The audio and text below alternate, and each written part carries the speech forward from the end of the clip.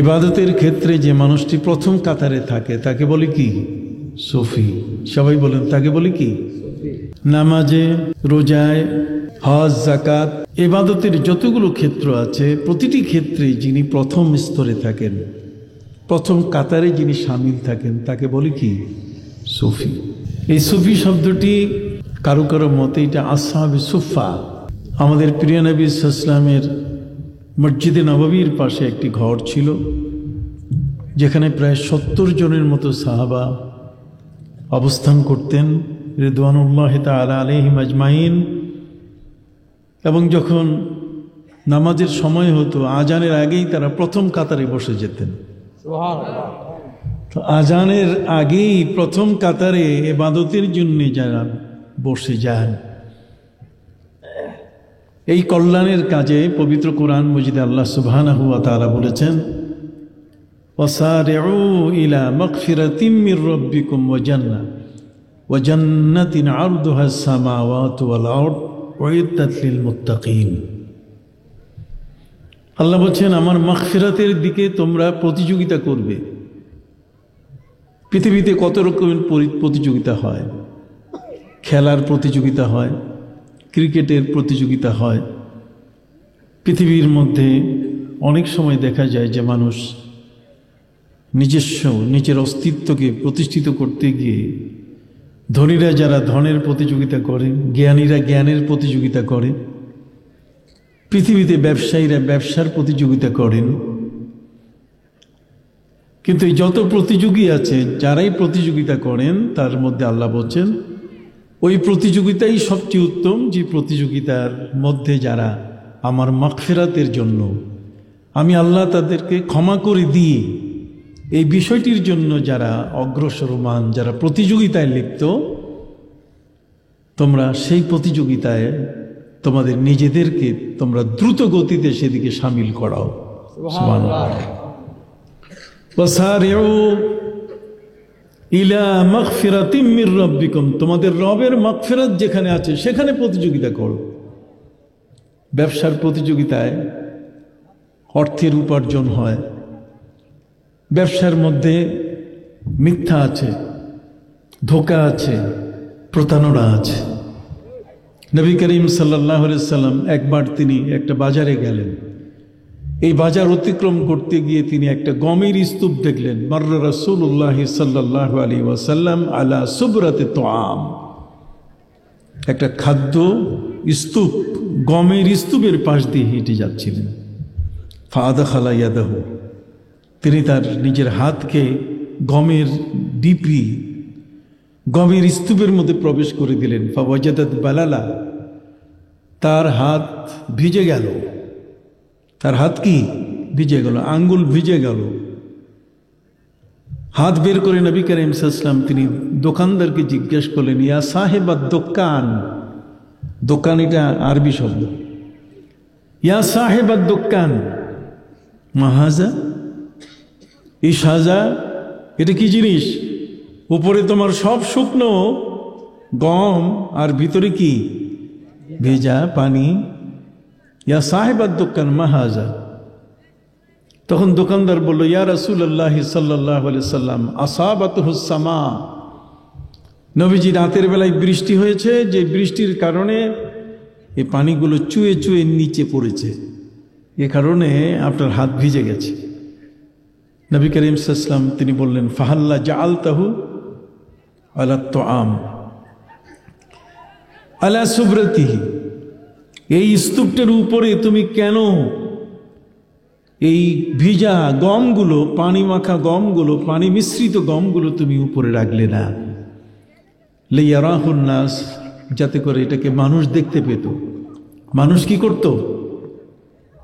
নবী করিম সাল্লাল্লাহু আলাইহি ওয়াসাল্লাম জিজ্ঞাসা করলেন, দোকানদার ভাই এটা কি জিনিস? হাত ভিজে গেল, নিচে শুধু ভেজা, উপরে শুকনা। তখন দোকানদার বলল যে আকাশের বৃষ্টি হয়েছে, পানিগুলো নিচে চুয়ে গেছে, উপরে শুকনা, এই জন্য নিচটা ভেজা, আপনার হাতে ওই ভেজাটা ধরা পড়ছে। নবী করিম সাল্লাল্লাহু আলাইহি ওয়াসাল্লাম বলেন, ফাহাল্লা জাআলতাহু ফাওকাত তুআম লিয়ারাহুন নাস, এই স্তূপের উপরে কেন তুমি তোমার এই ভেজা গমগুলোকে রাখলে না, তাতে মানুষ দেখতো, বুঝতো যে এটা ভেজা। তা না করে তুমি কি করেছো, এটাকে গোপন করে রেখেছো আর মিক্স করে তুমি এটা বিক্রি করছো। নবী করিম সাল্লাল্লাহু আলাইহি ওয়াসাল্লাম বলেন, মান গাশশা ফালাইসা মিন্না, যে ব্যক্তি বিক্রিতে ধোঁকা দেয় সে আমার উম্মত না। তাহলে বিক্রির মধ্যে ধোঁকা আছে, বিক্রির মধ্যে প্রতারণা আছে, বিক্রির মধ্যে ফরমালিন আছে, কথা বলেন, মেলামাইন আছে। ছোট্ট শিশুরা, বাচ্চারা দুধ খাইয়া, বাজার থেকে কেনা দুধ খেয়ে তারা মারা যায়। এর চেয়ে কত বড় দুঃসংবাদ পৃথিবীতে আছে। সম্মানিত সুধী বন্ধুরা আমার, ব্যবসার মধ্যে ধোঁকা। নবী করিম সাল্লাল্লাহু আলাইহি ওয়াসাল্লাম তিনি একবার বাজারে গেলেন উট কেনার জন্য। আপনারা সবাই কি আমার সাথে একটু কথা বলবেন? বাচ্চা যারা দৌড়াচ্ছে তাদেরকে একদল সামাল দেন। সম্মানিত সুধী, প্রিয় নবী সাল্লাল্লাহু আলাইহি ওয়াসাল্লাম উট কেনার জন্য বাজারে গেলেন। তখন উটের মার্কেট এটা ছিল ইহুদিদের হাতে। যেমন এক সময় বাংলাদেশের মধ্যে মার্কেট হাতে ছিল কাবলিওয়ালাদের হাতে। কথা বুঝতে পারছেন? কাবলিওয়ালাদের কাছে কি ছিল? মার্কেট ছিল। নবী করিম সাল্লাল্লাহু আলাইহি ওয়াসাল্লাম উটের বাজারে গিয়ে দেখলেন যে সেখানকার যারা উটের মার্চেন্ট, যারা উটের সবচেয়ে বড় ব্যবসায়ী, তারা হলো ইহুদি। তিনি একজন ইহুদির কাছে একটা উট পছন্দ করে উটের দাম তাকে পরিশোধ করলেন। উটের দাম পরিশোধ করার পরে নবী করিম সাল্লাল্লাহু আলাইহি ওয়াসাল্লাম তাকে বললেন যে তুমি এখন তোমার উটটা আমাকে দাও। জমি যদি বিক্রি হয় তাহলে সেটা লেনদেন হয় কাগজের, আর এই সমস্ত পশু প্রাণী যদি বিক্রি হয় তা এটা লেনদেন হয় গলার রশি ধরে। রশিটা যদি একে অপরকে দিয়ে দেয়, একটা ছাগলের রশি ধরে যদি আরেকজনকে দিয়ে দেয় তাহলে বিক্রি হয়ে গেল। প্রিয় নবী সাল্লাল্লাহু আলাইহি ওয়াসাল্লাম বললেন, ইহুদি তোমাকে টাকা পরিশোধ করেছি আমি, অতএব তুমি আমাকে তোমার উট বুঝাই দাও, রশি দাও আমার হাতে। ইহুদি বলে ফেললো যে আপনি যে টাকা দিয়েছেন আমাকে, এটার প্রমাণ কি? কোনো সাক্ষী ছিল? প্রিয় নবী সাল্লাল্লাহু আলাইহি ওয়াসাল্লাম অবাক হয়ে গেলেন। আমাকে ওরা চিনে না এমন না, আমার পরিচয় ওদের কাছে আছে, বহু আগের থেকেই তারা আমাকে চিনে। কারণ আমি তো জগতের মধ্যে বেনামি কেউ আসিনি। الذين يتبعون الرسول النبي الأمي الذي يجدونه مكتوبا في التوراة والإنجيل। سبحان الله। আমার নাম এই ইহুদিরা তাদের তৌরাতের মধ্যে পেয়েছে, খ্রিস্টান যারা তারা আমার নাম তাদের ইনজিলের মধ্যে লেখা পেয়েছে। কাজে আমি তাদের কাছে কোনো অপরিচিত ব্যক্তি নই। আমি একজন পরিচিত ব্যক্তি হওয়ার পরও টাকা পরিশোধ করলাম। আর টাকা পরিশোধ করার পরে আপনি বাজারে যখন কিছু কিনতে যান, সাবান কিনতে যান, বাজারে যখন চাল, আটা, আপনার পণ্যদ্রব্য, শাকসবজি ইত্যাদি যখন কিনতে যান, তাহলে গরুর গোশতের দোকানে গরুর গোশত কিনতে যাইয়া সেখানে কি আপনি সাক্ষী রাখেন যে আমি কিন্তু কিনলাম 5 কেজি, টাকা দিলাম, এই লোকটা সাক্ষী? এটা কি সম্ভব? প্রিয় নবী সাল্লাল্লাহু আলাইহি ওয়াসাল্লাম ইহুদিকে বলেন, ইহুদি তোমার টাকা আমি পরিশোধ করেছি, উটের মূল্য পরিশোধ করেছি, তুমি উটের রশি আমার হাতে বুঝিয়ে দাও। ইহুদি বলা শুরু করলো যে আমি তো কোনো টাকা পাই নাই, অথচ টাকা তার পকেটে। নবী করিম সাল্লাল্লাহু আলাইহি ওয়াসাল্লাম তখন আঙ্গুল কাটছিলেন মুখে দিয়ে। ব্যবসা এরকম হয়? এই নগদ হাত দিয়ে আমি তার কাছে টাকা পরিশোধ করলাম, মূল্য পরিশোধ করলাম, আর সে বলতেছে আমি টাকা দেই নাই। সে আমাকে বলতেছে যে আমাকে যে আপনি টাকা দিয়েছেন, এ টাকার কোনো কি সাক্ষী আছে? কেউ কি দেখছে? বলতে পারবে যে আপনি টাকা দিয়েছেন? প্রিয় নবী সাল্লাল্লাহু আলাইহি ওয়াসাল্লাম বলেন, ইহুদিরে এই লেনদেনের মধ্যে তো কোনো সাক্ষী নাই, তাহলে আপনি কিসের উট দাবি করতেছেন? চলে যান। নবী করিম সাল্লাল্লাহু আলাইহি ওয়াসাল্লাম মন খারাপ করে তিনি সেখানে দাঁড়িয়ে চিন্তা করছেন যে আমার সাথে এই আচরণ, তাহলে আমার উম্মত যারা এই মার্কেটে যারা উট কিনতে আসে তাদের সাথে কি ব্যবহার করা হয়? নিশ্চয়ই তাদেরকে ধোঁকা দেওয়া হয়। জোরে বলেন না, কি দেওয়া হয়? ধোকা দেওয়া হয়।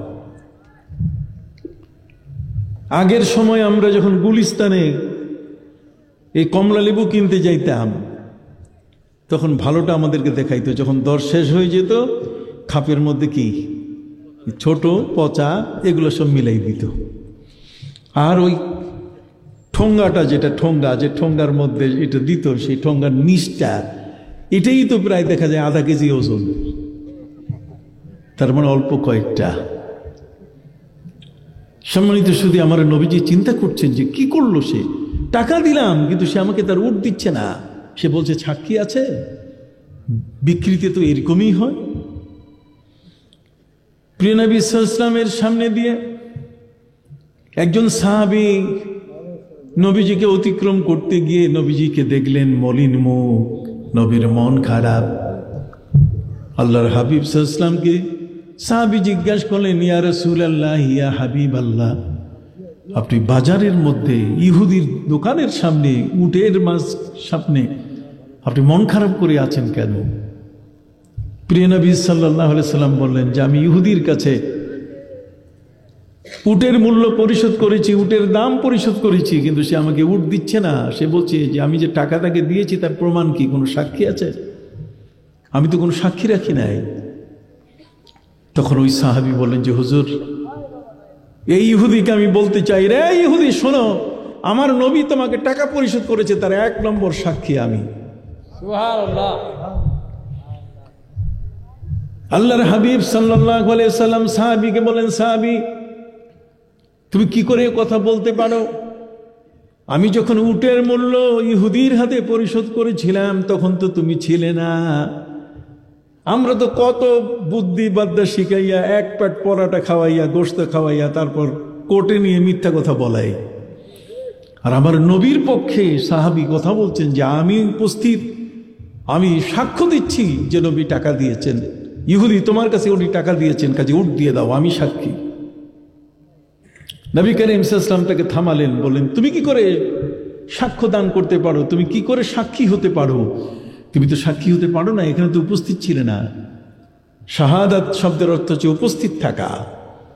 অতএব সাক্ষ্য দিতে গেলে সেখানে উপস্থিত তোমার থাকতে হবে, তুমি তো প্রেজেন্ট ছিলে না। তখন সাহাবী বলেন, হুজুর যদিও আমি আপনার লেনদেনের সময় উপস্থিত ছিলাম না, কিন্তু আপনার কথাকে বিশ্বাস করা আমাদের জন্য ঈমান। সুবহানাল্লাহ। আপনার কথা যদি আমি অবিশ্বাস করি আমরা, তাহলে আমাদের ঈমান থাকবে না। আপনি আল্লাহর পক্ষ থেকে যখন কোরআন প্রাপ্ত হন, আকাশ থেকে আসমান থেকে যখন ওহী আপনার সিনার মধ্যে আসে, আপনি মুখ দিয়ে বলার সাথে সাথে আমরা গ্রহণ করে নেই। কোনো সাক্ষী, কে দেখছে নাজিল করা, জিবরাইল আসছে কি না, এগুলো নিয়ে আমরা কখনো তালাশ করি না। আপনার কথাকে আমরা বিশ্বাস করি। আপনি হলেন as-সাদিকুল মাসদুক, আপনি হলেন মহাসত্যবাদী নবী। এই জগতের মধ্যে পৃথিবীর কোন আর একজন ব্যক্তিকে পাওয়া যাবে না যা আপনার মতো এত বড় মহাসত্যবাদী।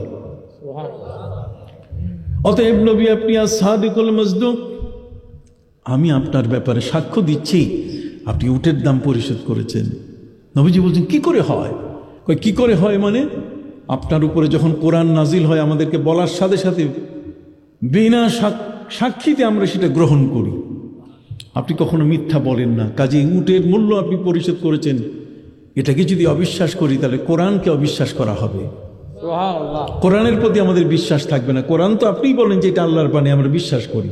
কাজে আপনি উটের মূল্য পরিশোধ করেছেন, এটা কি আমরা যদি বিশ্বাস না করি তাহলে আমাদের ঈমান থাকবে না।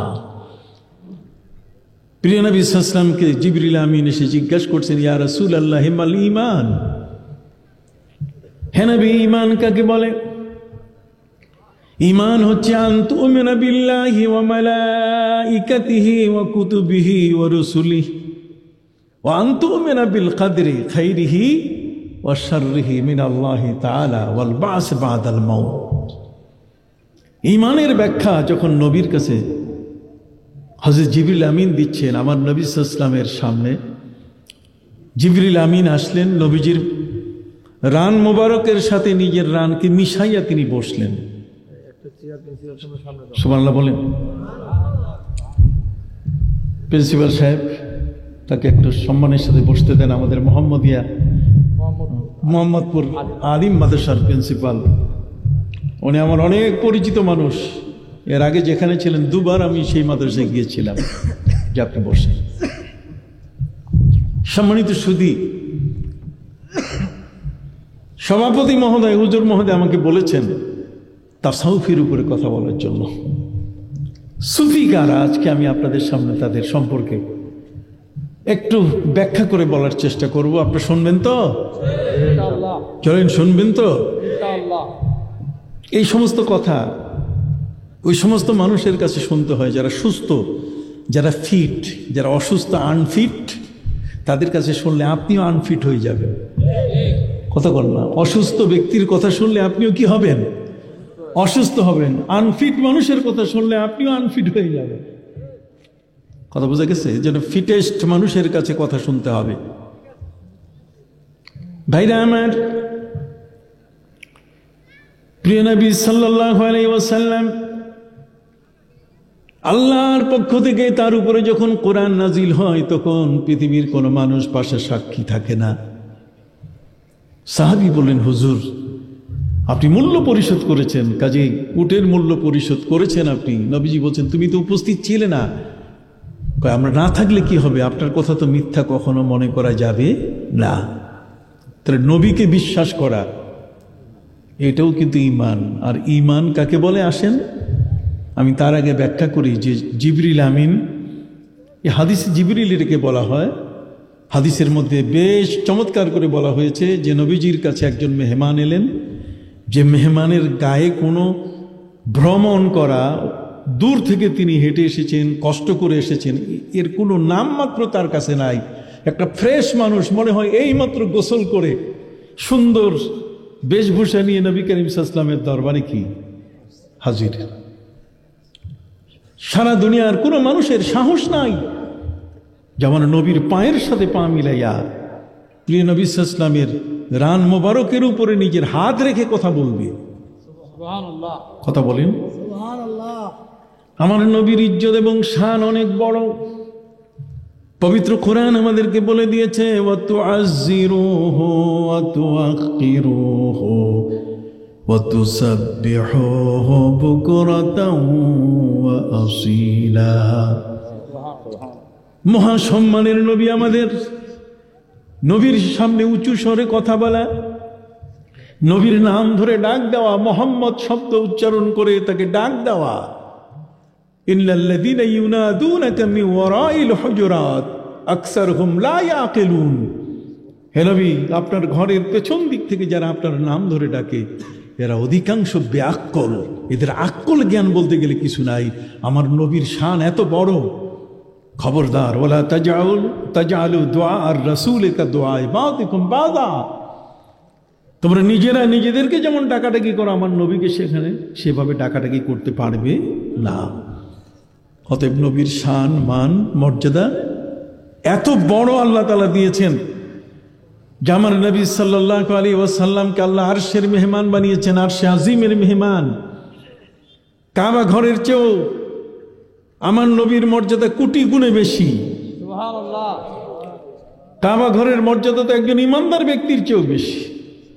প্রিয় নবী সাল্লাল্লাহু আলাইহি ওয়াসাল্লাম বলছেন, ওয়াল্লাহি ইয়া কাবা ইন্না হুরমাতাল মুমিন আফজালু মিন। একজন ইমানদার ব্যক্তির মর্যাদা তোমার চেয়েও বেশি। সেই প্রিয় নবী সাল্লাল্লাহু আলাইহি ওয়াসাল্লামের ঘরে যখন তিনি অবস্থান করতেন, হযরত ওমর ফারুক রাদিয়াল্লাহু তাআলা আনহু ওই ঘরে ভয়ে প্রবেশ করতেন না। আম্মাজান আয়েশার উপরে যখন অপবাদ দিয়েছিল আব্দুল্লাহ ইবনে উবাই ইবনে সলুল, একটা মুনাফিক, আম্মাজান আয়েশার উপরে যখন অপবাদ দিয়েছিল জেনার, বেবিচারের, তখন হযরত হাসান বিন সাবিত রাদিয়াল্লাহু তাআলা আনহু তিনি বলেছিলেন যে নবী, যেভাবে সমালোচনা হচ্ছে তাতে আয়েশাকে আর ঘরে রাখার প্রয়োজন নেই, আপনি তালাক দেন। এই যে আয়েশা, আম্মাজান আয়েশাকে তালাক দেওয়ার এই শব্দটা তিনি প্রয়োগ করেছিলেন, আপনি হাদিস খুলে দেখেন। নবী করিম সাল্লাল্লাহু আলাইহি সাল্লাম এই প্রস্তাবটাকে তিনি পছন্দ করেন নাই। আমাদের মধ্যে বক্তা সাহেবরা মাঝে মধ্যে এমন কিছু শব্দ ব্যবহার করে, যদি জিজ্ঞাসা করা হয় যে আপনি তো এই শব্দটা ঠিক বলেন নাই, কতক্ষণ না চটে যায়, আমি কি কম বুঝি?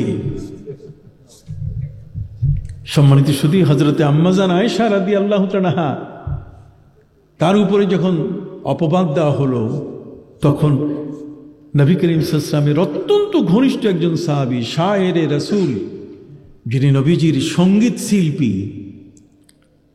শিল্পী হযরতে হাসান বিন সাবিত রাদিয়াল্লাহু তাআলা আনহু, যার জন্য নবী করিম সাল্লাল্লাহু আলাইহি ওয়াসাল্লাম মসজিদে নববীতে মিম্বার উঁচু জায়গা তিনি নির্মাণ করেছিলেন যে তুমি এটার উপরে দাঁড়িয়ে কাফেরদের কবিতাগুলোর উত্তর দিবে। সেই হাসান বিন সাবিত রাদিয়াল্লাহু তাআলা নবীজিকে বলছেন যে আপনি আয়েশাকে তালাক দিয়ে দেন, কিন্তু এই প্রস্তাবটা নবীজি পছন্দ করেন নাই। তালাকের প্রস্তাবটা শোনার সাথে সাথে হযরতে ওমর ফারুকের কাছে যখন খবর যায়, হযরতে ওমর তিনি দৌড়িয়ে এলেন নবীর কাছে। এমন একটা প্রস্তাব, আম্মা জান আয়েশা যদি তালাক হয়ে যায়, তাহলে আবু বকর সিদ্দিক রাদিয়াল্লাহু তাআলার ঘরের মধ্যে আর কোনোদিন মাতম কান্নার রোল থামবে না। কথা বলেন ঠিক? হযরত আম্মা জান আয়েশা রাদিয়াল্লাহু তাআলাকে যদি নবীজি তালাক দিয়ে দেন, তাহলে হযরত আবু বকর সিদ্দিক রাদিয়াল্লাহু তাআলা পৃথিবীতে আর বাঁচবেন না, কাঁদতে কাঁদতে মরে যাবেন। কারণ হযরত আবু বকর সিদ্দিক রাদিয়াল্লাহু তাআলা আনহু নবীজির মজলিসে বসা, সাহাবায়ে কিরাম বসা, নবী করিম সাল্লাল্লাহু আলাইহি ওয়াসাল্লাম বললেন, শোনো সাহাবীরা, আমি তিনটা জিনিস ভালোবাসি। কয়টা? তিনটা। এই তিনটি জিনিসের মধ্যে একটি হলো, আমি মায়ের জাতি, নারী জাতিকে আমি রসুল ভালোবাসি, মায়ের জাতিকে আমি ভালোবাসি। প্রিয় নবী সাল্লাল্লাহু আলাইহি ওয়াসাল্লাম তিনি বললেন, আমি ফুলের ঘ্রাণ নেওয়া ভালোবাসি। নবী করিম সাল্লাল্লাহু আলাইহি ওয়াসাল্লাম বললেন, কুররাতু আইনি আস-সালাহ, আমি নামাজকে ভালোবাসি। সুবহানাল্লাহ। কথা বুঝতে পারছেন? নামাজকে আমি কি ভালোবাসি। আবু বকর সিদ্দিক রাদিয়াল্লাহু বলছেন যে নবীজি, আমাকে যদি আপনি অনুমতি দেন, ইজাজত দেন, তাহলে আমি বলবো আমিও তিনটা জিনিস ভালোবাসি। ওই তিনটি জিনিসের মধ্যে একটি হলো বাযিলুল মাল ফি সাবিলিল্লাহ। আমার অর্জিত যত সম্পদ আছে, স্থাবর বলেন অস্থাবর বলেন, সবগুলো আল্লাহর রাস্তায় একেবারে বিতরণ করতে, দিয়ে দিতে আমি ভালোবাসি। একটাও লাগবে না আমার, সব আল্লাহর রাস্তায়। বাযিলুল মাল ফি সাবিলিল্লাহ। দ্বিতীয় নম্বর হলো, হে নবীজি, আমি আপনার নুরানি চেহারা মোবারকের দিকে চেয়ে চেয়ে দেখতে দেখতে মনে হয় আমার জীবন পৃথিবী থেকে বিদায় নেই, আমি যেন চোখের পলক না মারি। পলকহীন নেত্রে আমার চোখের দৃষ্টিটা যেন আপনার চেহারা মোবারকের মধ্যে সবসময় যেন আমি দিয়ে রাখতে পারি, আপনার চেহারার দিকে আমি তাকিয়ে থাকতে ভালোবাসি। সুবহানাল্লাহ। হযরত আবু বকর সিদ্দিক রাদিয়াল্লাহু তাআলা তিনি বলেছেন, হে নবী, তৃতীয় আরেকটা জিনিস যেটা ভালোবাসি সেটা হলো আমি আমার কন্যা আয়েশাকে আপনার খেদমতে আমি দিয়েছি। এর চেয়ে বড় ভালোবাসা আর জগতের মধ্যে আমার মেয়েটা আপনার সেবা করবে। আমার এই আয়েশাকে দিয়ে কিয়ামতের ময়দানে আমি আল্লাহর দরবারে নাজাত পাওয়ার ব্যবস্থা চাইব, যে আল্লাহ, তোমার নবীর কিছুই আমি করতে পারিনি, কিন্তু একটা মেয়ে দিয়েছি। আজকাল তো হুজুরদের কাছে মেয়ে দিতে চায় না, সোঙ্গাওয়ালা ফুল প্যান্ট, কতক্ষণ না।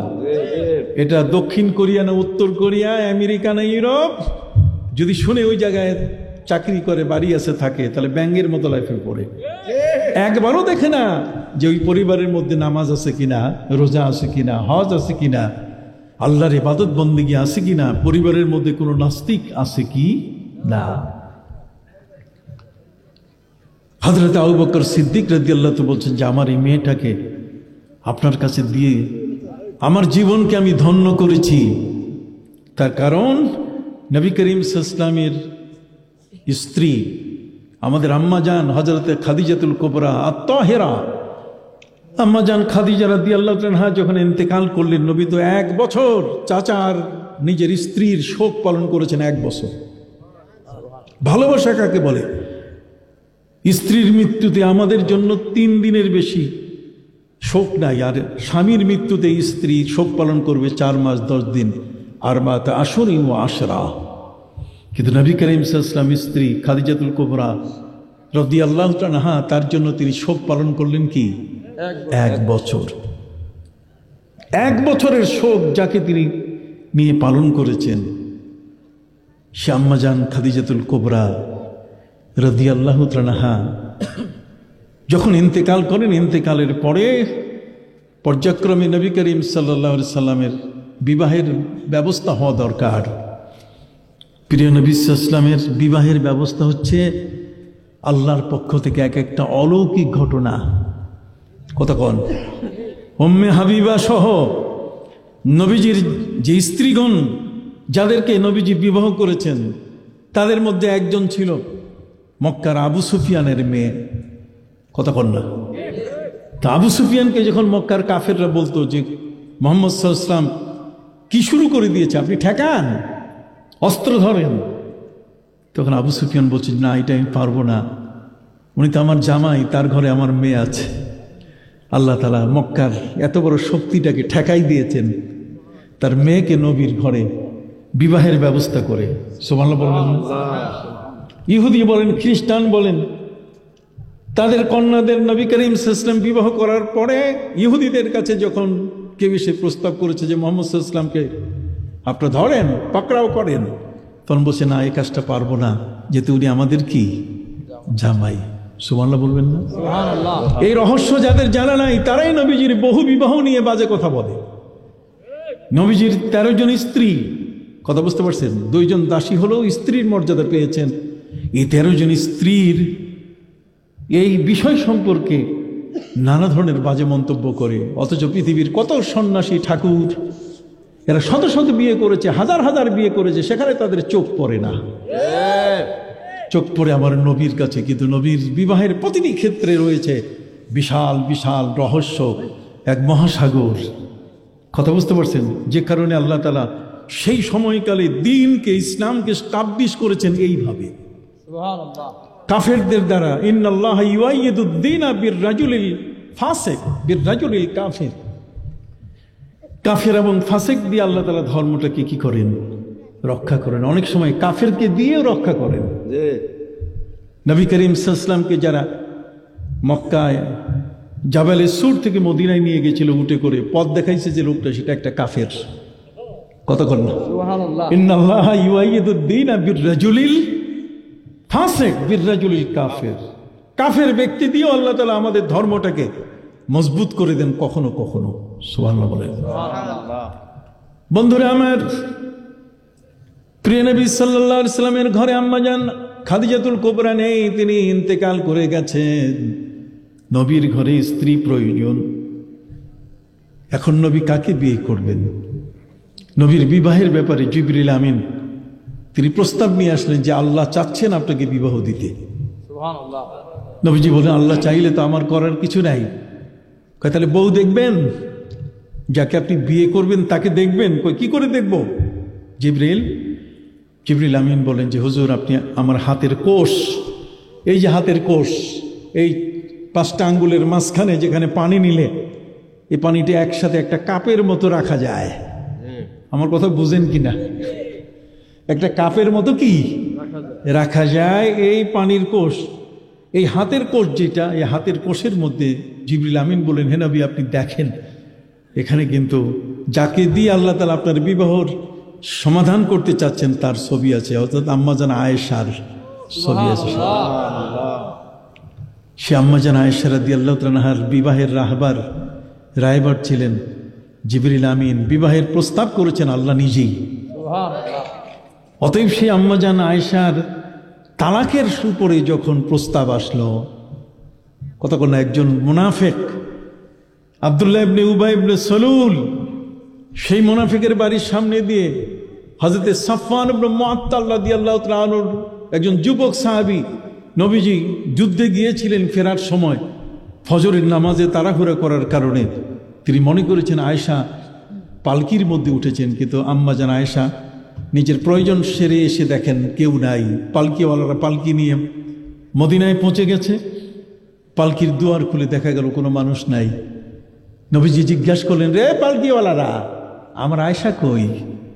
পালকিওয়ালারা বলছে যে হুজুর, আমরা তো মনে করেছি আয়েশা এই পালকির ভিতরে আছে, পালকিতেই আছেন। নবীজি বলছেন, না, এটা বুঝলে না কেন? হুজুর, বুঝবো কেমনে যে আম্মাজান আয়েশা এত পাতলি ছিলেন, এত হালকা পাতলি ছিলেন যে পালকিতে থাকলে যেমন ওজন মনে হয় আর পালকিতে না থাকলে তেমন ওজন মনে হয়। কথা বুঝতে পারছেন? আম্মাজান আয়েশা রাদিয়াল্লাহু আনহা তিনি দেখলেন সবাই চলে গেছে, মরুভূমিতে তিনি একা। ঠিক এই সময় মরুভূমি বালুর উপরে চাদর ঢাকা দিয়ে তিনি শুয়ে পড়লেন। ওই সময় কেবলমাত্র পর্দার আয়াত ফরজ হয়েছে। প্রিয় নবী সাল্লাল্লাহু আলাইহি ওয়াসাল্লাম তার একজন যুবক সাহাবী হযরতে সফওয়ান ইবনে মুআত্তাল রাদিয়াল্লাহু তাআলাকে তিনি নির্দেশ দিয়েছিলেন যে আমরা চলে যাওয়ার পরে তুমি পিছনে পিছনে দেখে আসবে এই পথে কিছু আমরা ছেড়ে গেলাম কিনা, কেউ বাকি থাকলো কিনা। উনি ওই পথ দিয়ে ফিরে এসে আস্তে আস্তে দেখে মরুভূমিতে বালুর উপরে একজন মানুষ শোয়া, তাও চাদর ঢাকা। তিনি দেখেই বুঝতে পেরেছেন, যেহেতু কিছুদিন আগে আম্মাজান আয়েশাকে তিনি দেখেছিলেন, তখন পর্দার আয়াত নাজিল হয় নাই। তিনি বুঝতে পেরেছেন যে আম্মাজান আয়েশা, এখন আম্মাজান আয়েশার তো পর্দাওয়ালা মানুষ, যিনি পর্দাওয়ালা নারী, তাকে কিভাবে উঠাতে হয় ঘুম থেকে। হযরতে সফওয়ান ইবনে মুআত্তাল রাদিয়াল্লাহু তাআলা আনহু তিনি হাইয়ালা কাল্লা পড়া শুরু করলেন, লা হাওলা ওয়ালা কুওয়াতা ইল্লা বিল্লাহ, জোরে জোরে তিনি পড়া শুরু করলেন, ইন্না লিল্লাহি ওয়া ইন্না ইলাইহি রাজিউন, ইস্তিরজা। তার এই ডাকে আম্মাজান আয়েশার ঘুম ভেঙে গেছে। আম্মাজান আয়েশাকে তিনি বললেন, সফওয়ান নবীর সাহাবী, যে আমি বুঝতে পেরেছি আপনি এখন খুব বিপদে, অতএব আপনি আমার উটের পিঠে হাওদার মধ্যে বসেন। আমি ওই হাওদায় উঠব না, মানুষ দেখলে বদনাম করবে। অতএব একই পালকির ভিতরে আপনি আর আমি এটা বসতে পারি না, পর্দার আয়াত নাজিল হয়ে গেছে। অতএব আম্মাজান আয়েশা, আপনি পালকির হাওদায় বসেন আর আমি উটের নাকের রশি ধরে ধরে মদিনার পানে পায়ে হেঁটে হেঁটে নবীর দরবারে গিয়ে পৌঁছে দেব আপনাকে। উনি আসার পথে আব্দুল্লাহ ইবনে উবাই ইবনে সলুল মুনাফিকের বাড়ি পড়ছে। এই মুনাফিকটা সকালবেলায় দাঁত ব্রাশ করতে বের হয়ে দেখে যে রাস্তায় হাওদার মধ্যে একজন মহিলা বসা, আম্মাজান আয়েশা, আর রশি ধরে টেনে টেনে নিয়ে যাচ্ছে সফওয়ান ইবনে মুআত্তাল যুবক। বাস, মুনাফিকের আর বেশি কি লাগে, সে চতুর্দিকে প্রোপাগান্ডা, গুজব ছড়িয়ে দিল। কি ছড়ালো বলেন? আবার বলেন কি গুজব? বুঝেন তো? গুজব হচ্ছে যেমন পদ্মা সেতু বানাইতে গেলে 4000 শিশুর মাথা লাগবে, কল্লা লাগবে। বস, এই কথা বলার সাথে সাথে সব বাপ মা বাচ্চাকে কোলে রাখা শুরু করছে। কিন্তু জ্ঞানী মানুষ যারা, তারা কোনোদিন গুজবে বিশ্বাস করে না।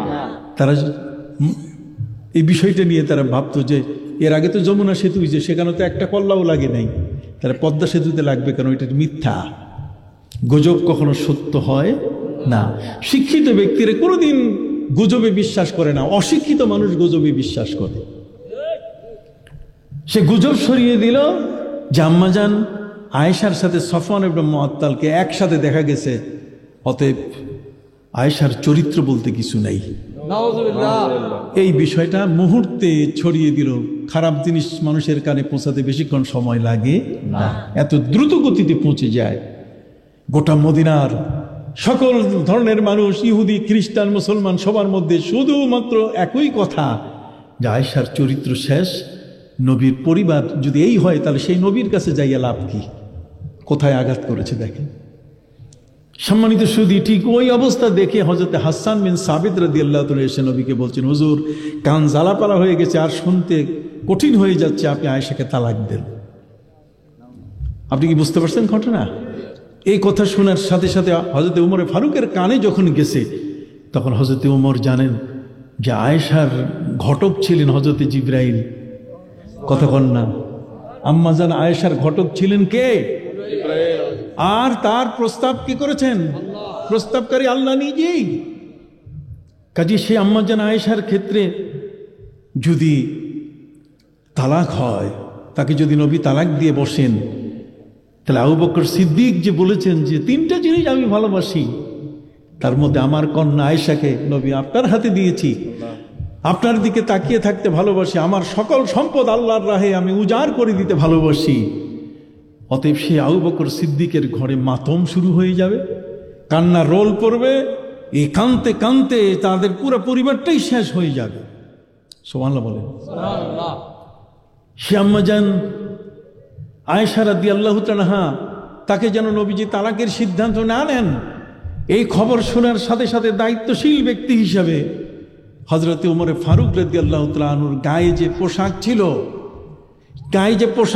গায়ের চাদর মাটিতে ঘষা খাচ্ছে, কোনো মতেই একটা গায়ে ঢাকা দিয়ে লুঙ্গি পরে পরিধেয় বস্ত্র পরে নবীর দরবারে হাজির, কিন্তু নবীর রুমে প্রবেশ করছেন না।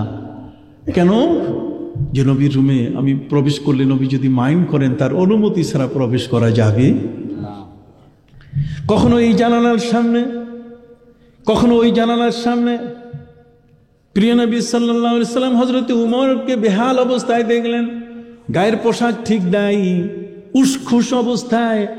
হযরতে উমর নবীজির ঘরের সামনের যে জানালা, কখনো এ পাশে কখনো পাশে, কখনো উকি মারছেন। নবীজি উমরকে ডাকলেন, উমর তুমি আসো, কি ব্যাপার, এভাবে করছো কেন? হযরত উমর বলছেন, হুজুর কলিজা বের করে দেখাতে পারবো না। হে নবী, আপনি জানেন যে আয়েশার বিবাহের ঘটক কিন্তু স্বয়ং জিবরিল আমিন ছিলেন, আয়েশার প্রস্তাবকারী ছিলেন স্বয়ং আল্লাহ। অতএব আয়েশার বিবাহটা এমন যে বিবাহের আসমান জমিন সবের সাথে জড়িত, কতক্ষণ না সমস্ত মাখলুকের সাথে কি জড়িত। কাজে আয়েশাকে আপনি তালাক দিবেন না। আয়েশাকে তালাক, হযরত ওমর ফারুক বলছেন যে আমি ভয়ে ঢুকতেছি না আপনার কাছে, যেহেতু আপনার কোনো কষ্ট হয় কিনা। তো হযরত উমরের মতো ব্যক্তি নবীর ঘরে ঢুকতে ইতস্তত করছেন, কিন্তু নবীর দরবারে এমন একজন ব্যক্তি উপস্থিত হলেন যে মনে হয় তিনি এখন গোসল করে তার মাথা থেকে টপ টপ করে পানি ঝরছে, নবীজির রান মোবারকের সাথে নিচের রান মিশাই দিয়া, অন্য রেওয়ায়েতে বলা হয়েছে ফাসনাদা রুকবাতাইহি ইলা রুকবাতাই, নবীজির রান মোবারকের সাথে নিজের রান মিশালেন, অথবা তিনি তার হাতটা নবীজির রান মোবারকে রাখলেন। রাখার পরে 3টা প্রশ্ন করেছেন আমার নবীকে। কয়টা? সবাই বলেন কয়টা? একটা প্রশ্ন করেছেন ইসলামের রোকন কি, 2য় নম্বর প্রশ্ন করেছিলেন ঈমানের রোকন কি, 3য় নম্বর প্রশ্ন করেছেন ইলমে তাসাউফ কি জিনিস। কতক্ষণ না, ইলমে তাসাউফ কি জিনিস, ইহসান কি জিনিস। ভাইরা আমার, রুকনুল ইসলাম হচ্ছে, নবীজিকে হযরত জিবরিল জিজ্ঞাসা করলেন, ইয়া রাসূলুল্লাহ মাল ইসলাম, হে নবী ইসলাম কাকে বলে? নবীজি বলেন, আনতাশহাদা আল্লা ইলাহা ইল্লাল্লাহ, আনতাশহাদা আল্লা ইলাহা ইল্লাল্লাহ, আল্লাহ ছাড়া কোনো মাবুদ নাই। আমাদের পীর মাশায়েখ ওলিয়া উলিয়া যারা, তারা তো এই জিকিরটা করেন কি, লা ইলাহা ইল্লাল্লাহ। নতুন মার্কেটে মৌলবী বের হয়েছে বক্তা, কতক্ষণ না, আমাদের দেশের ওলিয়া উলিয়া পীর মাশায়েখ, কতক্ষণ তরিকার যে সমস্ত ওলিয়া উলিয়া আছে, চিশতিয়া বলেন, কাদরিয়া বলেন, কতক্ষণ না, নকশবন্দিয়া বলেন, মুজাদ্দিদিয়া বলেন, যেটাই বলেন না কেন, কতক্ষণ এই সমস্ত ওলিয়া উলিয়ারা যে জিকির করছেন, আল্লাহ আল্লাহ জিকির করেন, লা ইলাহা ইল্লাল্লাহ, এই নতুন মার্কেটের বক্তারা খুঁজে পায় না। অথচ পৃথিবীর মধ্যে আমার নবীর পরে সর্বপ্রথম আল্লাহ আল্লাহ জিকির হযরত আবু বকর সিদ্দিক আমার নবী থেকে চালু করেছেন। সুবহানাল্লাহ। কথা বুঝতে পারছেন ভাইরা আমার? হযরত আলী রাদিয়াল্লাহু তাআলা আনহু, আলী মুর্তজা শেরে খোদা মাওলা আলী, তিনি প্রিয় নবী সাল্লাল্লাহু আলাইহি ওয়াসাল্লাম থেকে লা ইলাহা ইল্লাল্লাহ জিকির চালু করেছেন। তাসাউফের জিকিরের মধ্যে একটা আল্লাহ একটা কি লা ইলাহা ইল্লাল্লাহ, নফি এবং কি ইসবাত। ওয়া ইন্না আলিয়ান রাদিয়াল্লাহু তাআলা আনহু আখাযা মিনান নবী সাল্লাল্লাহু আলাইহি ওয়াসাল্লাম মিনাজ যিকরি আন-নফি ওয়াল ইসবাত। কথা বুঝেন নাই? নফি ইসবাতের যে জিকিরটা, লা ইলাহা ইল্লাল্লাহর জিকির, হযরতে আলী রাদিয়াল্লাহু তাআলা আমার নবী থেকে নিয়েছেন, আবু বকর সিদ্দিক রাদিয়াল্লাহু তাআলা তিনি নিয়েছেন আল্লাহ জিকির। কি জিকির? ওয়া ইন্না আখাযা আবু বকর মিনান নবী সাল্লাল্লাহু আলাইহি ওয়াসাল্লাম আয-যিকর বিল ইসমিল মুফরাদ, বিল ইসমিল মুফরাদ আল্লাহ। ইসমে মুফরাদ হচ্ছে আল্লাহ শব্দ, একক একটি নাম, আর সে নামটা কি? ইসমে জাত। কতক্ষণ না আল্লাহ পড়েন তো, আল্লাহ আল্লাহ আল্লাহ আল্লাহ আল্লাহ। মৌলভী বলছে কোথাও আমি জিকির খুঁজে পাই নাই। মৌলভী বলছে নামাজ পড়লে জান্নাতে যাবে কেউ, এটা আমি কোরআন হাদিসে কোথাও পাই নাই। মৌলভী বলতেছে মিফতাহুল জান্নাহ আস-সালাহ, এটা আমি হাদিস খুঁজে পাইনি। কথা বোঝেন নাই? এই যে শব্দগুলো যেটা বলা হচ্ছে, এরাই আজকে আমাদেরকে সর্বনাশ করে দিচ্ছে। এই সমস্ত অলিয়া উলিয়া সুফি, এদের অস্তিত্ব নাকি পৃথিবীতে নাই। কথা বোঝেন নাই? অথচ আজকে আমি আপনাদের সামনে সেই বিষয়টার অস্তিত্বের কথা বলছি। আপনার হযরত আবু হুরায়রা রাদিয়াল্লাহু তাআলার নাম শুনেছেন কিনা? যিনি মুখসিরিন সাহাবীর একজন, প্রিয় নবী সাল্লাল্লাহু আলাইহি ওয়াসাল্লামের সবচেয়ে বেশি হাদিস বর্ণনাকারী সাহাবীর মধ্যে কি একজন। 5335 খানা হাদিস তিনি বর্ণনা করেছেন। সেই আবু হুরায়রা রাদিয়াল্লাহু তাআলা আনহু তিনি ছিলেন আধ্যাত্মিক জগতের বড় মাপের একজন সুফি। নবী করিম সাল্লাল্লাহু আলাইহি ওয়াসাল্লামের সাহাবীদের মধ্যে সবচেয়ে বড় সুফি সাহাবী ছিলেন হযরত আবু বকর। কি ছিলেন? আপনার কথা না বললে হবে না। এই যে সারা পৃথিবী কিন্তু আমাকে দেখতেছে, এই মুহূর্তে গোটা বিশ্ব আমাকে দেখছে।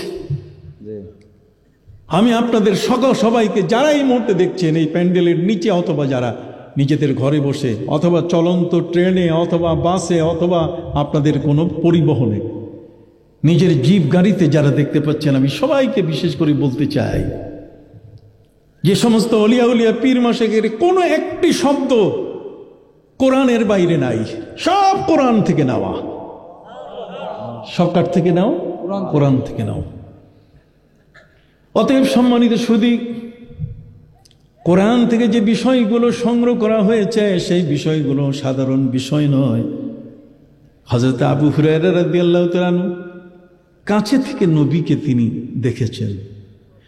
এই সমস্ত মহান ব্যক্তিদের চোখের দৃষ্টি, ফেরাসত, ইত্তাকু মিন ফিরাসাতিল মুমিন ফাইন্নাহু ইয়ানজুরু বিনূরিল্লাহ। আল্লাহর ওলিরা কিন্তু আল্লাহর নূরানি চোখে দেখে। কথা কন না? নূরের চোখে, আল্লাহর দেওয়া নূর দিয়ে তার কিন্তু দেখে। নূরের পাওয়ার এত বড় যে পৃথিবীর সূর্যের উদয়াচল থেকে অস্তাচল পর্যন্ত, সানরাইজ থেকে সানসেট, সানডাউন পর্যন্ত সারা পৃথিবীর কোনো এমন একটি জায়গা নাই যেটা আমার নবীর চোখের সামনে অজানা ছিল, অদেখা ছিল। নবীজি বলছেন, ওয়াল্লাহি ইন্নী লা আরাকুম মিন যাহরি কামা আরাকুম মিন আমামি। আমি তোমাদেরকে পেছনে যেমন দেখি, আমি তোমাদেরকে কি সামনেও তেমন। যত দূরে তুমি থাকো, যত কাছে তুমি হও না কেন, আমি তোমাকে কি দেখতে পাই। সুবহানাল্লাহ বলেন। অতএব সেই মহান নবী সাল্লাল্লাহু আলাইহি সাল্লাম, মাররা রাসূলুল্লাহ সাল্লাল্লাহু আলাইহি ওয়াসাল্লাম আলা কবরাইন فقال وما يعذبان في كبير أما أحدهما يمشي بالنميمة وأما الآخر لا يستتر من البول। আমার প্রিয় নবী সাল্লাল্লাহু আলাইহি ওয়াসাল্লাম যখন মরুভূমিতে হাঁটতেছিলেন, মরুভূমি অতিক্রম করা গেলে তিনি সাহাবীদের বললেন, সাহাবীরা তোমাদের চোখে কিছু নজরে আসছে কিনা? সাহাবায়ে কেরাম বলেন, হুজুর কতগুলো পাহাড় দেখতেছি, আর মরুভূমির বালুগুলো আমরা দেখতে পাচ্ছি। হে নবী, নুড়ি পাথর যা এই মরুভূমির উপরে পড়ে আছে, ছোট ছোট পাথরগুলো আমাদের নজরে আসছে। নবী, আমরা আকাশকে দেখতে পাচ্ছি উপরে, আর কিছুই তো নবী আমাদের চোখে আসছে না। নবীজি বলেন, শোনো, আমি দেখতে পাচ্ছি এই মরুভূমিতে মাটির নিচে দুইজন ব্যক্তির কবর আযাব হচ্ছে। তাহলে মাটির নিচে মাটিতে ঢাকা তাদের আযাব হচ্ছে, সেই আযাবটা পর্যন্ত আমার নবীজি দেখতে পাচ্ছেন। এই হাদিসখানাকে অস্বীকার করার মতো ক্ষমতা কারো আছে? কোন বাপের বেটার? এই হাদিসখানার বর্ণনাকারী হলেন হযরত আব্দুল্লাহ ইবনে আব্বাস, রইসুল মুফাসসিরিন, পৃথিবীর সবচেয়ে বড় কোরআনের মুফাসসির। এখনকার মুফাসসির তো বলছে যে এই বছরে যা ভুল করছি এটাতে মনে কিছু করেন না, আগামী বছর আরো স্টাডি করে ভালো করে তাফসীর করব। কথা বোঝেন নাই? কই পাগল ছাগলের কোন কথা! হায় হায় হায়, কোথায় গেল? সম্মানিত সুধী বন্ধুরা, আবার রইসুল মুফাসসিরিন হযরতে আব্দুল্লাহ ইবনে আব্বাস রাদিয়াল্লাহু তাআলা আনহু, যিনি মদিনার প্রথম হিজরতকারীদের মধ্যে সন্তান হিসেবে জন্ম নিয়েছেন। কথা বল না? উম্মে ফাজল তার মা, যার গর্ভে থাকা অবস্থায় নবীজি বলছেন যে চাচি আম্মা, আপনার গর্ভে ছেলে আছে, কাজী জন্ম নিলে আপনি আমার কোলে দিয়েন। জন্ম নিয়ে দেখে ছেলে। নবীজির কোলে দেওয়ার সাথে সাথে নবীজি তাকে তাহানিক করালেন। কি করলেন? আপনার কেমন জানি কথা বলতেছেন না, অসুবিধা? কি করালেন? তাহানিক করালেন। তাহানিক শব্দের অর্থ হচ্ছে, এটা সুন্নাহ। তাহানিক হচ্ছে কোনো শিশু বাচ্চা যদি জন্ম নেয়, তাহলে কোনো আলেমের মুখে খেজুরের কিছু অংশ তার মুখে দিয়ে চাবাইয়া ওর মিষ্টিটা, ওই রসটা ছোট্ট শিশুটার মুখে যদি দেওয়া হয়, তাহলে ওই আলেমের এলেম যা আছে ওই শিশুর সিনার মধ্যে চলে যায়। এটা তো আমরা করি না, আছে? এটা করি?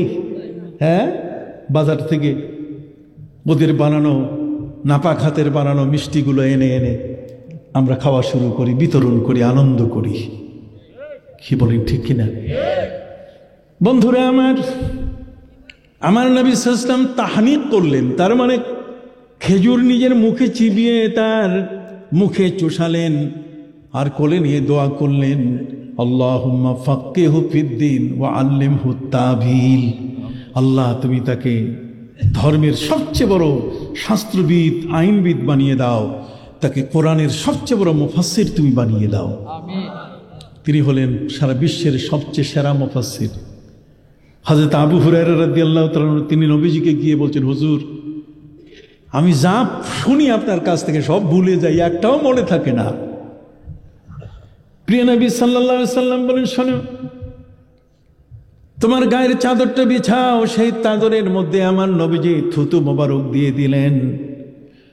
এই থুতু যদি কোনো বর্তমান যুগের ডাক্তার, ইঞ্জিনিয়ার, বর্তমান বিজ্ঞানীকে বলা হয় থুতুর মধ্যে তো পয়জন আছে, কিন্তু না, নবীর থুতুর মধ্যে কোনো পয়জন ছিল না, বরং নবীজির থুতুর মধ্যে ছিল কি? শিফা। যেমন কি ছিল? শিফা। এর মধ্যেই ছিল মুক্তি। প্রিয় নবী সাল্লাল্লাহু আলাইহি ওয়াসাল্লাম তিনি থুতু মোবারক দেওয়ার সাথে সাথে নবীজি থুতু মোবারক দিয়েছিলেন সেই হুদাইবিয়ার সন্ধিতে। কূপের মধ্যে পানি নাই, আল্লাহর হাবিব সাল্লাল্লাহু আলাইহি ওয়াসাল্লাম তিনি থুতু মোবারক দেওয়ার সাথে সাথে পানি নিচ থেকে উতলাইয়া বের হওয়া শুরু করলো, পানির ফোয়ারা চালু হয়ে গেল। আধ্যাত্মিকতা নাই? আধ্যাত্মিকতা কোনটা? আপনার ভিতরে একটা মন আছে, মনটাকে দেখেছেন কখনো? জোরে বলেন না। আপনার ভিতরে যে একটা মন আছে, এই মনটাকে আপনি দেখেছেন কখনো? আপনার ভিতরে যে একটা রূহ আছে গোটা দেহের ভিতরে বিস্তৃত হয়ে, আপনি কি সেটা দেখেছেন? আপনার দেহের ভিতরে আপনার প্রতিটি রগে রগে, আপনার গোশতের প্রতিটি রন্ধে রন্ধে সবগুলো তার মধ্যে ভিতরে ঢুকানো হয়েছে। কয় কেমন করে? যেমন আগুন। চলে বলেন কি? আমার বলেন যেমন কি? আগুন। এই আগুনের মধ্যে যদি আপনি লোহা দেন, আগুনের মধ্যে লোহা দিলে লোহা আগুনের মধ্যে ঢুকবে কিনা? কথা বলছেন না? ভালো আছে। সম্মানিত সুধী বন্ধুরা, বলতেছিলাম লোহার ভিতরে যেমন আগুন ঢুকানো যায়, লোহাটা আগুনের মধ্যে দিলে আগুনের রং, লোহার রং এক হয়ে যায়। তার মানে লোহাটা হচ্ছে একেবারে কালা জিনিস, আর আগুন হচ্ছে কি? লাল। আপনি লালটা দিয়ে যখন কালোটার মধ্যে কালোটাকে যখন সার্চ করা শুরু করবেন, ওর ভিতরে যখন ঢুকাবেন, তখন কিন্তু আর ওই কালো থাকবে না, ওটা কি হয়ে যাবে? লাল হয়ে যাবে। তাহলে লোহার ভিতরে যেমন আগুন ঢুকানো যায়, ঠিক দেহের ভিতরে প্রতিটি রন্ধে রন্ধে রুহুটাকে ঢুকাই দেওয়া আছে। এই রুহুটা আমি দেখি না, এটা আল্লাহর নির্দেশে আমার ভিতরে বিরাজমান। এটা বের হয়ে গেলে তখন এই দেহটা শুধু পড়ে থাকবে, আর কিছু না। প্রিয় নবীজি সাল্লাল্লাহু আলাইহি ওয়াসাল্লাম বললেন, শুনো সাহাবীরা, এই মাটির নিচে আমি দুজন ব্যক্তিকে দেখতে পাচ্ছি, ইউআযাবানে, তাদের কবরে শাস্তি দেওয়া হচ্ছে। ওয়ামা ইউআযাবানে ফি কাবীরিন, খুব বড় গুনাহের কারণে, তার মানে তাদের দৃষ্টিতে এটা বড় গুনাহ না, এটা স্বাভাবিক, তারা করে যায়। যেমন আমাদের দেশে দাড়ি শেভ করে, এটা মনে করে যে এটা কিছু না, কিন্তু এটা তো গুনাহ কবিরা। যে কাজটা করে সে মনে করে কি কিছু না, যেটা কিছু না, নালে নাপিতে দুয়ারে যাই তো সে কি আমার উপরে গোসা হইলেন নাকি? আগামী বছরের দাওয়াত বোধহয় বন্ধ হয়ে যাবে। সম্মানিত সুধী, জ্ঞানের কথাগুলো আপনি শোনেন। একজন মানুষ পৃথিবীর মধ্যে কিছু কাজ এমন আছে যে কাজটা সে করে যাচ্ছে কিন্তু সে মনে করছে না। যেমন একজন চোর চুরি করতেছে, সে মনে করছে আমার পেটের দায়ে আমি চুরি করতেছি, এটা কি এমন একটা অপরাধ। কথা বুঝতে পারছেন? এরকম হালকা করে ফেলে। নবীজি বলছেন, দুইজন ব্যক্তির কবরে শাস্তি হচ্ছে, কিন্তু তাদের কাছে মনে হচ্ছে যে দুইটা কাজ এটা সাধারণ ছিল, কিন্তু আসলে সাধারণ নয়, বরং এই দুটো কাজ ছিল কি গুনাহে কবিরা। আম্মা আহাদুহুমা ইয়ামশি বিন নামিমা, এদের মধ্যে একজন সে চুগলখুরি করতো, একজনের কথা আরেকজনের কানে লাগাইয়া গোলমাল লাগাইতো, দ্বন্দ্ব সৃষ্টি করতো। কি এটা কি ভালো কাজ? এটা কি ছোট গুনাহ? জোরে বলেন, এটা কি ছোট গুনাহ? আছে না গ্রামে? এই গ্রামের সাথে ওই গ্রাম, এই পরিবারের সাথে ওই পরিবার, এই ফ্যামিলির সাথে ওই ফ্যামিলি, ভাইয়ে ভাইয়ে, স্বামী স্ত্রীর মধ্যে দ্বন্দ্ব সৃষ্টি করে দেয় চুগলখোর। কথা বুঝতে পারছেন? নাম্মাম ইয়ামশি বিন নামিমা ওয়া আম্মাল আখিরু লা ইস্তাতিরু মিনাল বাউল। আপনি জানেন আমাদের এই দেশের মধ্যেও কিছু মানুষ এমন আছে যারা দাঁড়ায় পেশাব করে, করে কিনা? দাঁড়ায় পেশাব করার জন্য ব্যবস্থা আছে তাদের বিভিন্ন হোটেলে।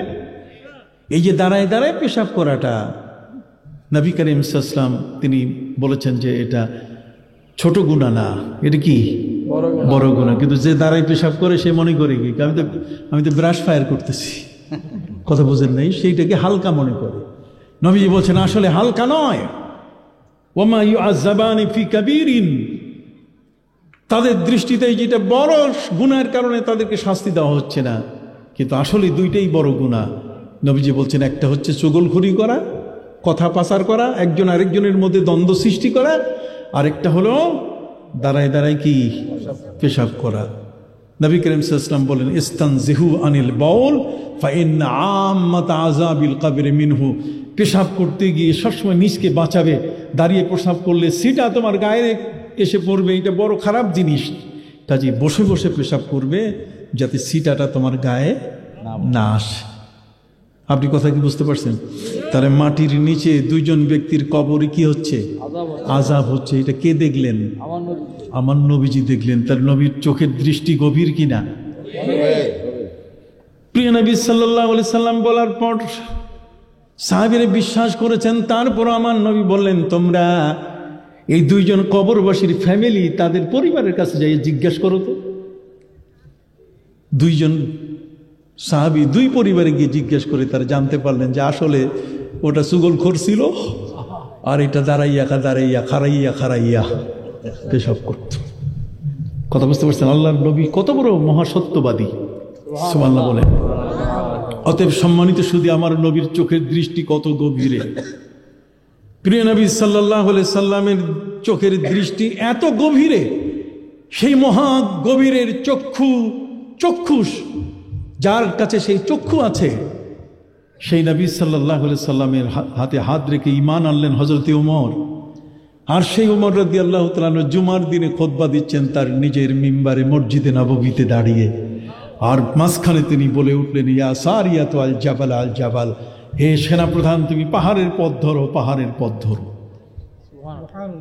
ভাষণের আগের পরে কোনো মিল নাই। সেনাপ্রধান পাহাড়ের পথ ধরো, ভাষণটা এর উপরে ছিল না, অন্য সাবজেক্টের উপরে ছিল। হযরতে ওমর রাদিয়াল্লাহু তাআলা নামাজ শেষ করার পরে প্রশ্নের সম্মুখীন হলেন। মুসল্লিরা তাকে ধরে বসলো, ওমর আজকে বক্তৃতার মধ্যে সিয়াক সাবাক ঠিক নাই, আগের পরের কথা কি নাই, ঠিক নাই। আপনি কারে এখান থেকে বললেন যে সেনাপতি তুমি পাহাড়ের পথ ধরো?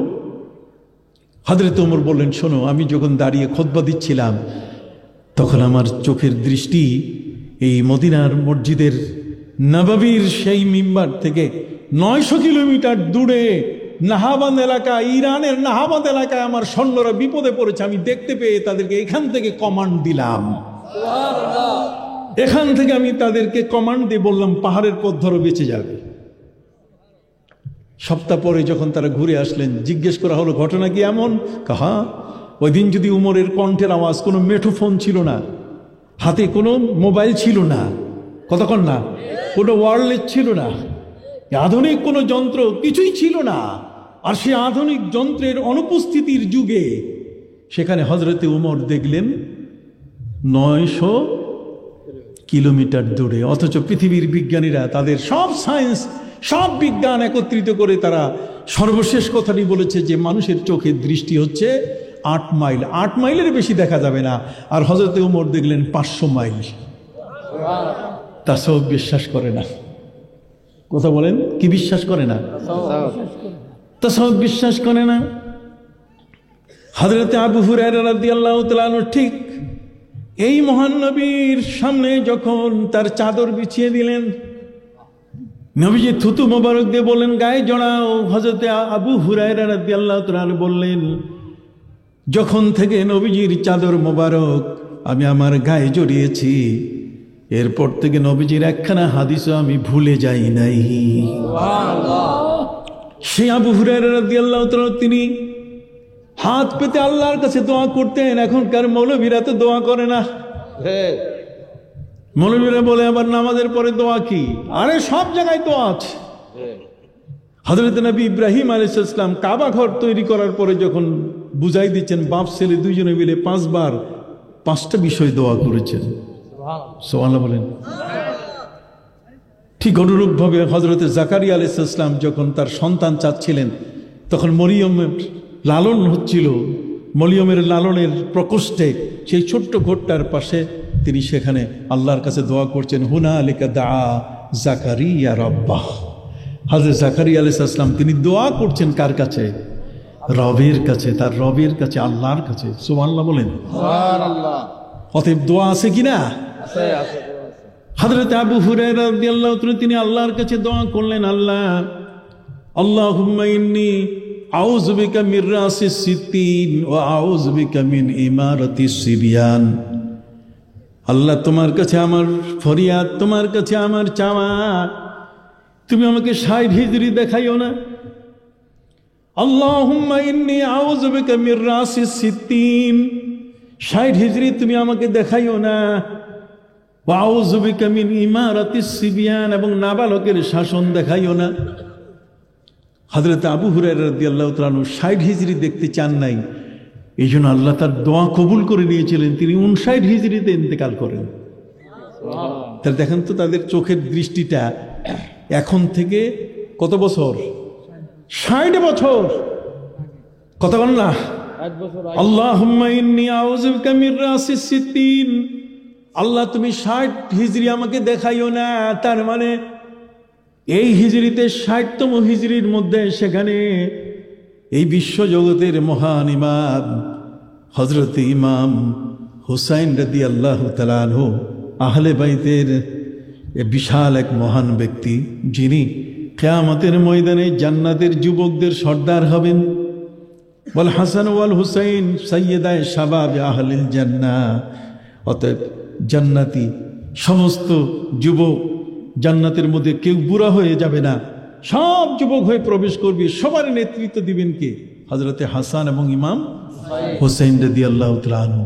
অতএব হযরত ইমাম হুসাইন রাদিয়াল্লাহু তাআলা আনহুকে 60 হিজরিতে নির্মমভাবে ইয়াজিদের বাহিনী নির্মমভাবে তাকে হত্যা করবে। আর যেই গালে নবীজি চুমু দিয়েছেন, যেই ঠোঁটে চুমু দিয়েছেন, আর সেই ঠোঁট আর গালের উপর আঘাত করা হবে, আমি দেখে সহ্য করতে পারবো না। কাজে আল্লাহ আমাকে আপনি 60 হিজরি দেখাইয়েন না। তাহলে 60 হিজরিতে যেই ঘটনাটা ঘটবে এটা কে জানলেন? হযরত আবু হুরায়রা রাদিয়াল্লাহু তাআলা। আল্লাহুম্মা ইন্নী আউযু বিকা মির রাসিস সিত্তিন ওয়া আউযু বিকা মিন ইমারাতিস সিবিয়ান। নাবালকের শাসন, তার মানে ইয়াজিদের শাসন আপনি আমাকে দেখাইয়েন না। তাহলে আহলে বাইতের প্রতি কথা কন না, তার মহব্বত ছিল কত বড়। মাসালু আহলে বাইতি কামাসালি সাফিনাতি নূহ মান রাকিবাহা নাজা ওয়া মান তাখাল্লাফা আনহা গারাকা। মাসালু আহলে বাইতি, আমার আহলে বাইতের উদাহরণ হলো, দৃষ্টান্ত হলো কাসাফিনাতে নূহ, নূহ নবীর নৌকা তার কিস্তির মতো। নূহ নবী আলাইহিস সালামের নৌকাতে যারা উঠেছে তারা যেমন পানিতে ডুবে মরে নাই। কাজী আমার পাক পাঞ্জেতান, যারা বলেন কি আবার বলেন, আমার পাক পাঞ্জেতানের উপরে যারা ঈমান আনবে তাদের সাথে যারা বেয়াদবি করবে না। নবীজি বলছেন কিয়ামতের ময়দানে তারাও নূহ নবীর মতো তার নৌকায় যারা আরোহণ করেছে তারা এইভাবে উদ্ধার পাবে, তারা জান্নাতের সেই উচ্চ মাকামে আসীন হবেন। সুবহানাল্লাহ। হযরত আবু হুরায়রা রাদিয়াল্লাহু তাআলা আনহু তিনি দোয়া করলেন যে আল্লাহ তুমি 60 হিজরি আমাকে দেখাইও না, আর নাবালকের কি শাসন দেখাইও না। একটু সুবহানাল্লাহ বলবেন না? সুবহানাল্লাহ। সম্মানিত সুধী বন্ধুরা আমার, সেই আবু হুরায়রা রাদিয়াল্লাহু তাআলা আনহু তিনি একজন সুফি মানুষ, সুফি ছিলেন। চোখের দৃষ্টিটা তার এমন, আমি তো সুফির ব্যাখ্যা দিয়েছি যে ইবাদতের কাজগুলোতে যিনি প্রথম কাতারে থাকেন তিনি হলেন কি? সুফি। আমার কথাটা কি আপনার বুঝতে কষ্ট হচ্ছে? ইবাদতে, যে কোনো ইবাদতের প্রথম কাতারে যিনি থাকেন তিনি কি? সুফি। কথা বুঝতে পারছেন? কাজে সুফিদেরকে আপনি মনে করবেন না যে সুফিরা বোধহয় শুধু গুদরা নিয়ে গায়ে ঢাকা দিয়ে চুপ করে জঙ্গলের মধ্যে থাকে। সুফিরা হচ্ছে পৃথিবীর মধ্যে সবচেয়ে বড় আল্লাহর পাওয়ারফুল ব্যক্তি। এই সুফিদের মধ্যে বহু স্তর রয়েছে। আল আবদাল ফিশ শাম 40 ওয়া ফিশ শাম 40 আবদালান। শাম দেশে যেই সিরিয়া এখন মুক্ত হলো, কথা কন না, সেই সিরিয়া, সেখানে 40 জন আবদাল সব সময় থাকে, যারা হাত পেতে আছে, যারা হাত নামাইলে পৃথিবীতে কিয়ামত হয়ে যাবে। হাত নামাইলে কি হয়ে যাবে? কিয়ামত হয়ে যাবে। আওতাদ ওয়াফিদ দুনিয়া ওয়াফিল আলাম আরবা আওতাদিন। সারা পৃথিবীতে 4 জন আওতাদ রয়েছে। আওতাদ মানে ওয়াতাদুন শব্দের অর্থ খুঁটি। ওয়াল জিবালা আওতাদা। কথা কন না, আপনি কথা বলতেছেন না। এই যে আওতাদ, আওতাদ শব্দটা এটা আল্লাহর ওলিদের একটা ক্যাটাগরি। এটাও তো কোরআনে আছে, ওয়াল জিবাল আওতাদা। আল্লাহ পাহাড়গুলোকে খুঁটি হিসাবে, পেরেক হিসাবে সৃষ্টি করেছেন। কথা বলেন। তাহলে পেরেক হিসাবে সৃষ্টি করা হয়েছে, তাহলে পেরেক মানে কি? এই খুঁটিগুলো যদি না থাকে তাহলে আর পাহাড়ের যে ধারণ ক্ষমতা নষ্ট হয়ে যাবে। পৃথিবীর মধ্যে 4 জন আওতাদ আছে যারা নবীদের মর্যাদায়। এই সমস্ত 4 জন ওলি যারা কিসের মর্যাদায়? নবীদের মর্যাদায়। নবী না, কিন্তু মর্যাদা কি? নবী। যেমন আলেম, নবী করিম সাল্লাল্লাহু আলাইহি ওয়াসাল্লামের উম্মতের মধ্যে যারা আলেম তারা কি? ওয়ারাসাতুল আম্বিয়া। মান সাল্লা খালফা আলিমিন কামান সাল্লা 70 নবিয়া। যে ব্যক্তি একজন আলেমের পিছনে নামাজ পড়লো সে যেন বনি ইসরাইলের 70 জন নবীর পিছনে নামাজ পড়লো। ইয়ারফাইল্লাহিল্লাযীনা আমানু মিনকুম ওয়াল্লাযীনা উতুল ইলমা দারাজাত। আলেমদের মর্যাদা সবার উপরে তিনি করে দিয়েছেন। কথা বুঝতে পারছেন? সেই আলেম ওলামা এই পৃথিবীর মধ্যে এই বিষয়গুলোকে তারা চর্চা করেন। সম্মানিত শুধু এখন আসেন, কোন ধরনের আলেম, কোন স্তরের সুফি ছিলেন? কথা বুঝতে পারছেন? আমি সাহাবায়ে কেরাম থেকে নিয়ে আসতেছি, প্রয়োজন হলে তার পেছনেও যাব। কে বলে সুফি নাই? সুফিরা হলেন সারা পৃথিবীতে 4 জন আছে খুঁটি, পাহাড়গুলো যেমন পৃথিবীটিকে ধারণ করে আছে, আল্লাহর জমিন আসমান সৃষ্টির সবকিছু ধারণ করে আছে চারজন আল্লাহর ওলি। এরা খুঁটি হিসেবে। অফিল আলমে আল আখিয়ার ও খামসমেয়া, সারা জগতের মধ্যে 500 রয়েছেন আখিয়ার। আখিয়ার মানে কি? খাইরুন। এর 23টা প্রকার আছে। আল্লামা কান্নানী রহমতুল্লাহ আলাই তার কাশফুল মুগাত্তা নামক কিতাবের মধ্যে অলিদের পজিশন, ক্যাটাগরি, কোন অলিরে কোন পর্যায়ে আছেন তারা, সম্মানিত শুধু তাদের ক্ষমতা এমন যে তারা হাত পেতে যা দোয়া করেন, ওয়াইন্না মিন ইবাদিল্লাহি মান লাউ আকসামা আলাল্লাহি লা বাররা। সহিহ মুসলিমের হাদিসের মধ্যে এসছে, নবী করিম সাল্লাল্লাহু আলাইহি ওয়াসাল্লাম বলেছেন যে এই জমিনের মধ্যে আল্লাহর কিছু বান্দা থাকবেন, হাত উঠাবার সাথে সাথে আল্লাহর সাথে সাথে সেটাকে কবুল করে নেবেন। ওয়াইন্না মিন ইবাদিল্লাহি মান, আল্লাহর বান্দাদের মধ্যে এমন কিছু ব্যক্তি পৃথিবীর জমিনে থাকবেন, লাউ আকসামা আলাল্লাহি লা বাররা, যদি কসম করে বসেন যে আল্লাহ এটা দেন, সাথে সাথে আল্লাহ তাআলা তার দোয়া কবুল করে নেবেন। পৃথিবীর জাতিসংঘ যেমন, পৃথিবীর দেশ যেমন, একটা দেশের যেমন রাষ্ট্রপ্রধান, প্রেসিডেন্ট, প্রধানমন্ত্রী, মন্ত্রী পরিষদ, ঠিক দাফাদার, চকিদার পর্যন্ত যেমন একটা চেন অফ কমান্ড আছে, ঠিক অনুরূপভাবে আল্লাহর ওলিদের চেন অফ কমান্ড গাউসুল আজমের পর থেকে নিয়ে কুতুব, কুতুবুল ইরশাদ, কথা বল না, এই কুতুবুল আকতাব, বিভিন্ন ধরনের কুতুব বলেন, আওতাদ বলেন, আখিয়ার বলেন, দরবেশ বলেন, পীর বলেন, এরা সারা জগৎকে আল্লাহর সেই অভ্যন্তরীণ অনুশাসনের দায়িত্বে আছে। আকাশের বৃষ্টি প্রয়োজন, এটা কেউ আনতে পারবে না। পৃথিবীর রাষ্ট্রপ্রধান কারো ক্ষমতা নাই।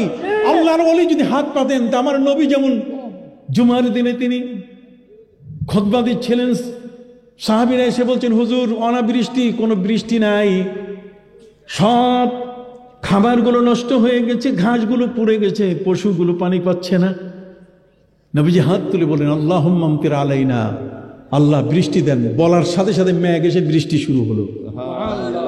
আবার যখন এই বৃষ্টি 1 সপ্তাহ চলার পরে গোটা মদিনা ডুবে গেল পানিতে। 1 সপ্তাহ পরে নবীজি যখন আবার জুমার খুতবায় আসলেন, সাহাবীরা বলছেন, হুজুর আমাদের আর লাগবে না, আপনি বৃষ্টি বন্ধের ব্যবস্থা করেন। নবীজি আল্লাহর কাছে বলেন, আল্লাহুম্মা লা তামতির আলাইনা ওয়ামতির আলা মান হাওলানা, আল্লাহ আমাদের উপরে বৃষ্টি আপনার দরকার নাই, আমাদের বাইরে যেখানে যেখানে দরকার সেখানে ঠিকঠাক। সাহাবীরা বলছেন যে মনে হয় একটা কেক মাঝখানে কেটে কে জানি বের করে নিয়ে গেল, আর মদিনার আকাশে কোনো মেঘ নাই। আপনি কি আধ্যাত্মিকতা বুঝতেছেন? কথা বুঝতে পারছেন? সম্মানিত সুধী বন্ধুরা আমার, হযরত আবু হুরায়রা রাদিয়াল্লাহু তাআলা আনহু সম্পর্কে বলতেছিলাম। আবু হুরায়রা রাদিয়াল্লাহু তাআলা আনহু তিনি বাহরাইনের গভর্নর ছিলেন। কোথাকার? বাহরাইন। এখনো বাহরাইন আছে, 2 সমুদ্রের মিলন মহলা। এই বাহরাইনের তিনি ছিলেন একজন গভর্নর। বাহরাইনের গভর্নর থাকাকালীন সময় হযরত আবু হুরায়রা রাদিয়াল্লাহু তাআলা আনহু দিনের বেলায় তিনি দেশ পরিচালনা করতেন, গভর্নর হিসেবে তার দায়িত্ব পালন করতেন। গভর্নরের দায়িত্ব তো অনেক, কথা বলেন।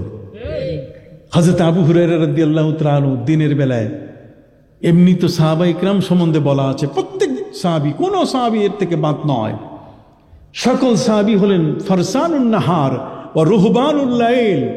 সমস্ত সাহাবী হলেন ফারসানুল লাইল, রুহবানুল লাইল, ফারসানুন নাহার। ফারসানুন নাহারের অর্থ হলো দিনের বেলায় দিব্যি একটা তেজস্বী ঘোড়া যেমন দৌড় দিয়ে যেমন জয় করে নিয়ে আসে, দিনের বেলায় সাহাবীরা ঠিক এইভাবে দেশ পরিচালনা করতেন। সুবহানাল্লাহ, তাকবীর, ইয়া রাসূলুল্লাহ, হায়দারি, ইয়া মাওলানা, বাঙ্গাল সাহেব কেবলা, দৌলত বাড়ি জিন্দাবাদ, জিন্দাবাদ, মুফতি মাওলানা মোহাম্মদ কবিলউদ্দিন সরকার সালি জিন্দাবাদ, জিন্দাবাদ, ঐতিহাসিক সুন্নি মহাসম্মেলন জিন্দাবাদ, জিন্দাবাদ। সম্মানিত সুধী, জগতের মধ্যে গভর্নর যিনি, তার দায়িত্ব যেমন দেশের বাহ্যিক প্রশাসন, বিচার ব্যবস্থাপনা, ব্যবসা বাণিজ্য এগুলো দেখা,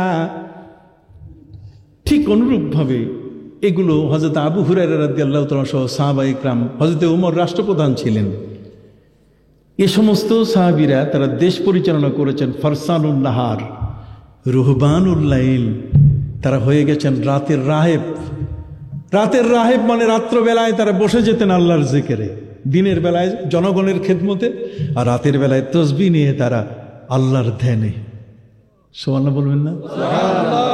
দিনের বেলায় কি রাষ্ট্রের চেয়ারে বসা, আর রাতের বেলায় জায়নামাজ আর তসবিতে বসা। এই জন্য তাদেরকে বলা হয়েছে ফারসানুন নাহার রুহবানুল লাইল। অতএব রাতের বেলায় তাদের এই ধরনের অভ্যাসটি ছিল চিরন্তন। যতদিন বেঁচে ছিলেন ততদিন তারা এই অভ্যাসটাকে কখনো পরিত্যাগ করেন নাই। তাতাজাফা জুনুবুহুম আনিল মাদাজি ইয়াদউনা রাব্বাহুম খাওফান ওয়া তামআ। রাতের বেলায় নিজের বিছানা থেকে নিজের বুকটাকে, সিনাটাকে আলাদা করে তারা ইবাদতে আত্মনিয়োগ করতেন। হযরত আবু হুরায়রা রাদিয়াল্লাহু তাআলা তিনি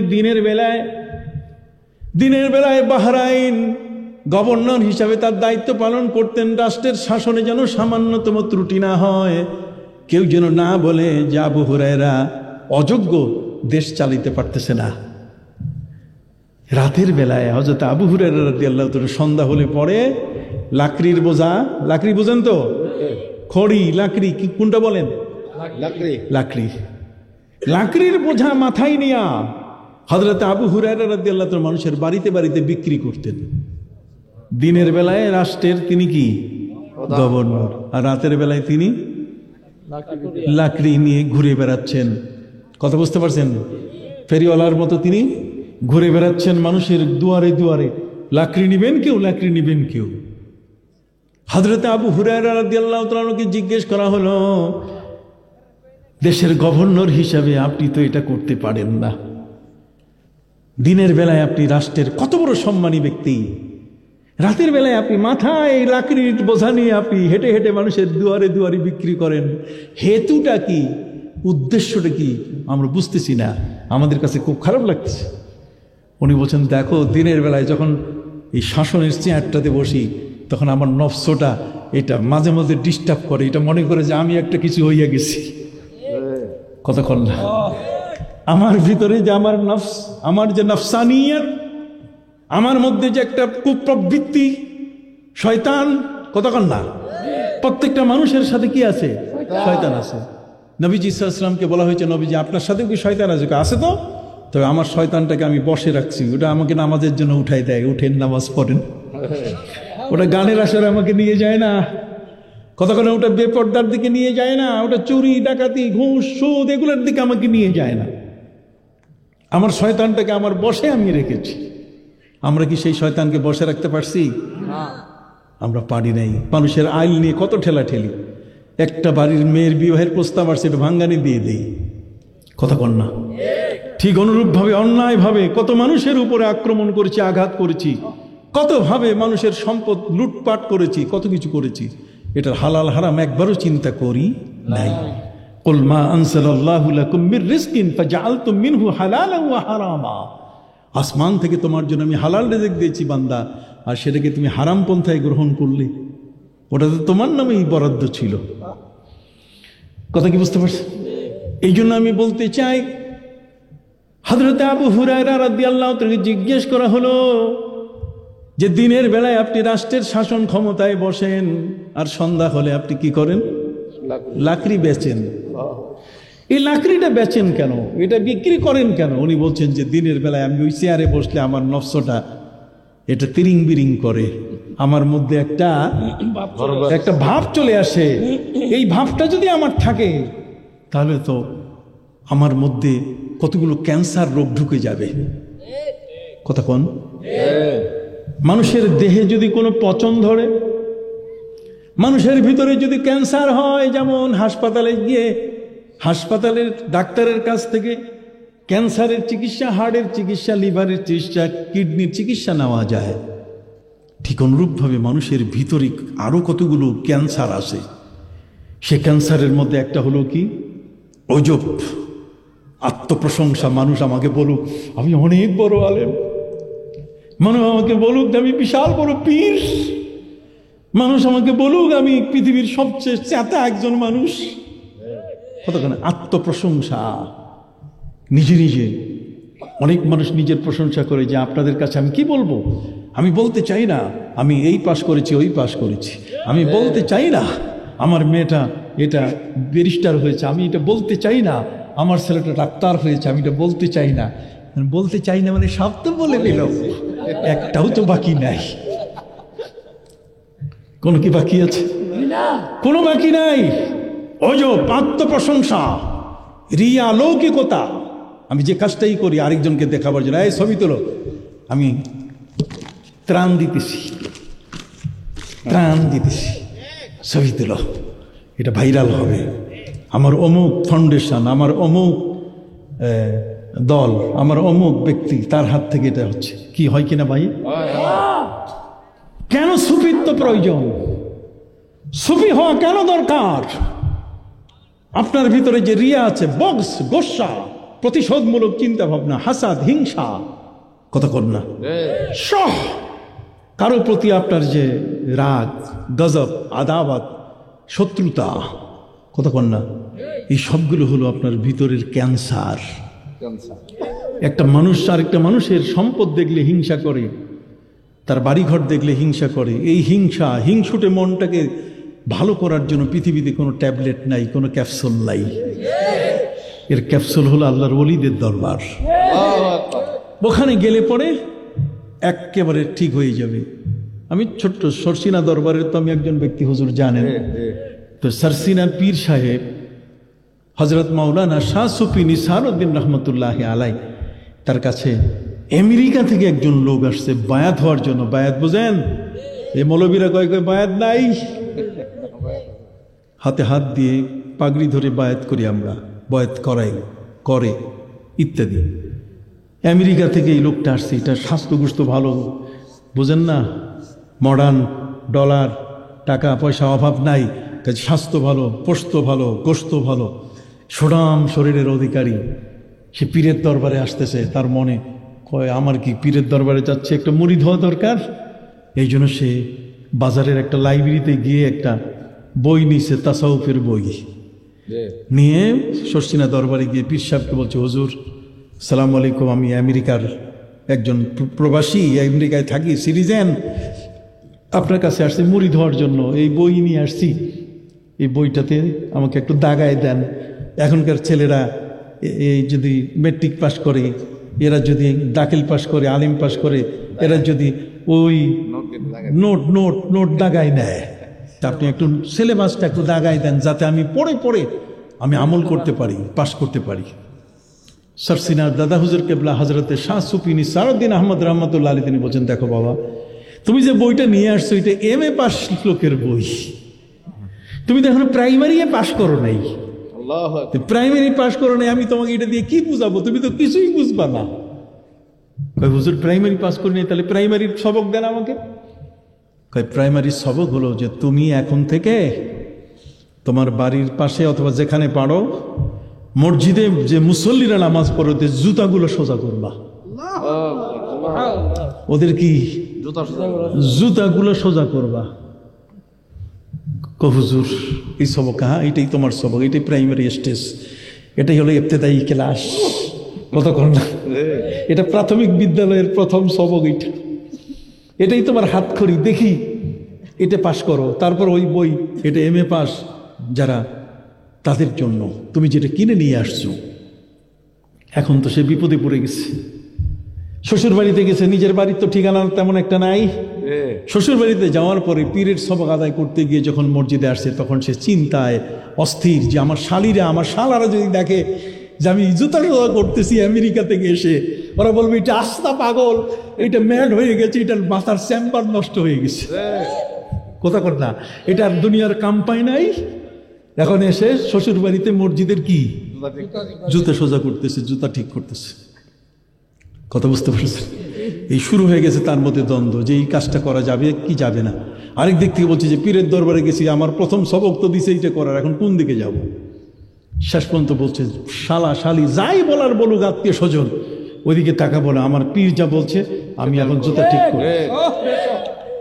যখন এই জুতা ঠিক করার জন্য হাত দিয়েছে, ফাহাতা ফাহাতিবুম মিনাল হাওয়াতিব, গায়ের থেকে আওয়াজ এসে গেছে, থামো, তোমার জুতা সোজা করা লাগবে না, তোমার নফসটারে তুমি সোজা করছো যে এটাই হয়ে গেছে সোজা। জোরে না সুবহানাল্লাহ। তোমার এই নফসটা, এই নফসটা এটা নফসে আম্মারা আছে, ওয়া ইন্নান নাফসা লাআম্মারাতুম বিসু ইল্লা মা রাহিমা রাব্বি ওয়া নাফসিল লাওয়ামা ইয়া আইয়াতুহান নাফসুল মুতমাইন্না। তিন ধরনের নফসের কথা আছে। আমরা আমাদের পীর ওলিদের এর বাইরে কি শুনি? কিছুই শুনি না। তারা এই নফসেরই কথা বলে। পীররা কিছু না, এরা ভণ্ড, এরা এই, এরা সেই, এই ধরনের বাজে বকওয়াজ দিয়ে সাধারণ মানুষদেরকে বিভ্রান্ত করে। হযরত আবু হুরায়রা রাদিয়াল্লাহু তাআলার মতো ব্যক্তি, তিনি মাথার মধ্যে এত বড় একজন গভর্নর, এতগুলো হাদিসের বর্ণাকারী, তিনি লাকড়ির দিয়া নিজের নফসটারে একবারে আস্তে করে সোজা করতেছে। দিনের বেলায় চেয়ারে বসে ভাব ভাব মনে হইছে, তো তোমার ভাব ভাবটা দূর করি আমি। কতক্ষণ না ওই নফসের সেই ভাবনাটাকে, নফসের সেই বাড়াবাড়িটাকে তিনি সোজা করতেন কি দিয়া? লাকড়ির বোঝা দিয়া। আপনি কি সুবহানাল্লাহ বলবেন না? বাবা কষ্ট পাচ্ছেন? হ্যাঁ, কথাগুলো মনে রাখবেন। বিনয়ের সাথে আপনাদের খেদমতে আরজ করতে চাই, এই জগতের মধ্যে ইলমে তাসাউফ হলো এমন একটা বিষয়। হযরত ইমাম আবু হানিফা রাহমাতুল্লাহ আলাইহি তারও পীর ছিল, তিনিও ইলমে তাসাউফের চর্চা করতেন। ইমাম শাফি, ইমাম মালিক, ইমাম আহমদ বিন হাম্বল চর্চা করতেন। ইমাম আবু হানিফা রাহমাতুল্লাহ আলাইহি বলেছেন, লাউলা সানাতান লা হালাকা নওমান। কতক্ষণ না আপনারা একটু সবাই পড়েন দেখি, লাউলা সানাতান, সবাই বলেন না, লাউলা সানাতান লা হালাকা নওমান।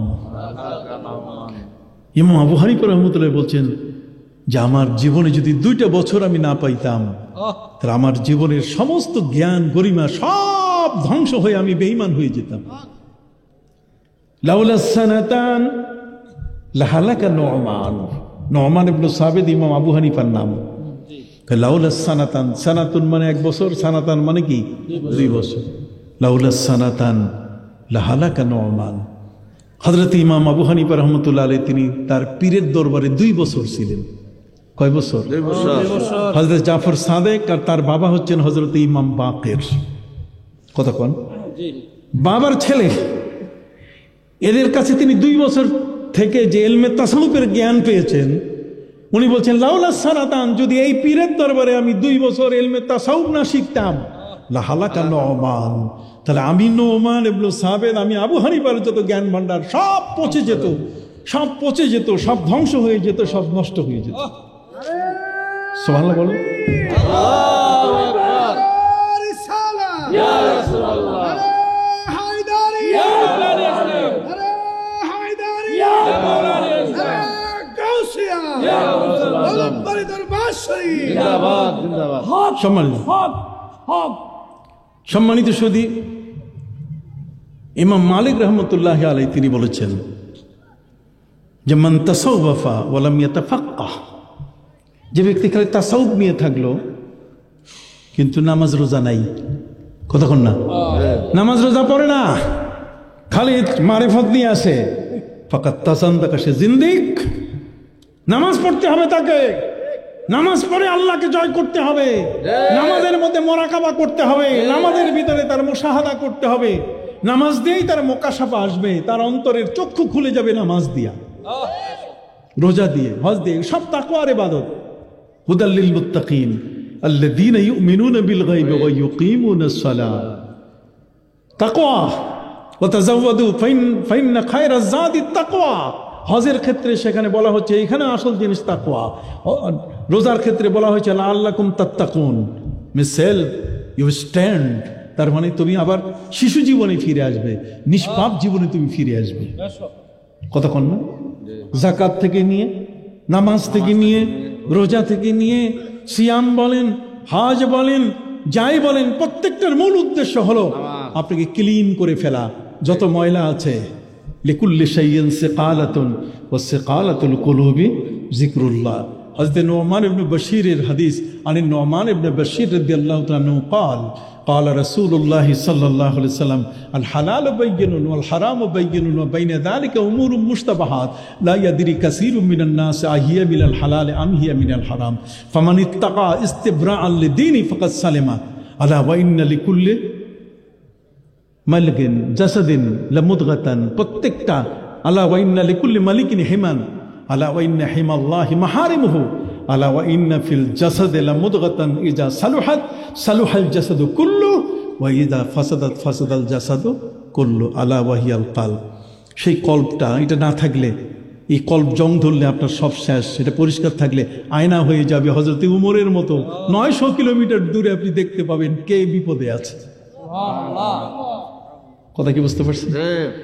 মানুষের এই কলবটা, আর সেই কলবটার জায়গাটা খুঁজে পায় না। আল্লাহ কোরআনে বলছেন যে কলবের জায়গা হলো কি? সিনা। কথা কন না? কলবের জায়গা কি?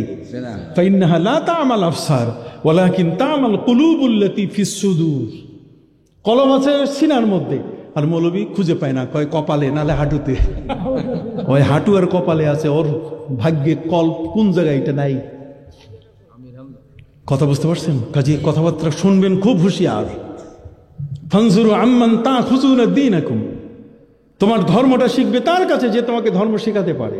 আজে বাজে লোকের কাছে ধর্ম শিখলে আপনি বিভ্রান্ত হয়ে যাবেন, নষ্ট হয়ে যাবেন। বাবা কিছু বুঝতে পারছেন? আলহামদুলিল্লাহ, কিছু বোঝা গেছে?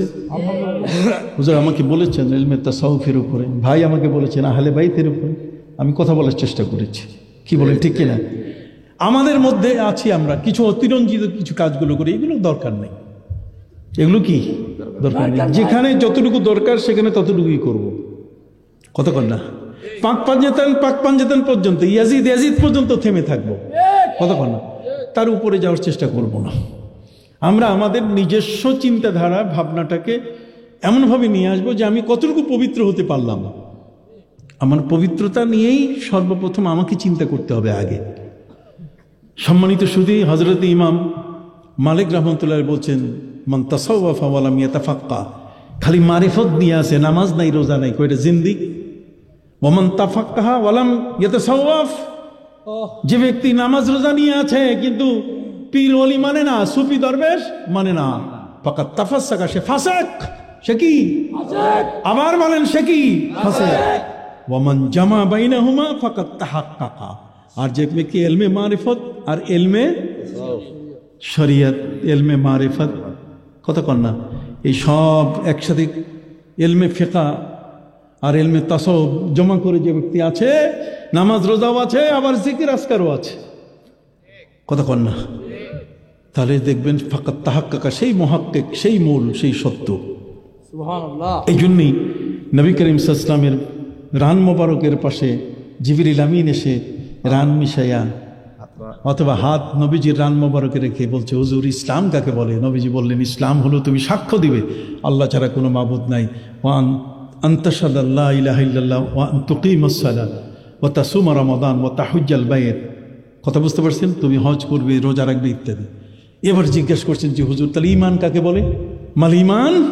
নবীজি বলছেন আল ঈমান হচ্ছে আল তুমিনা বিল্লাহি ওয়া মালাইকাতিহি ওয়া রাসূলিহি, তুমি আল্লাহর উপরে ঈমান রাখবে, তুমি রসুলদের উপরে ঈমান রাখবে, ফিরিস্তাদের উপরে ঈমান রাখবে, আখিরাতের উপরে ঈমান রাখবে, তকদিরের উপরে কি?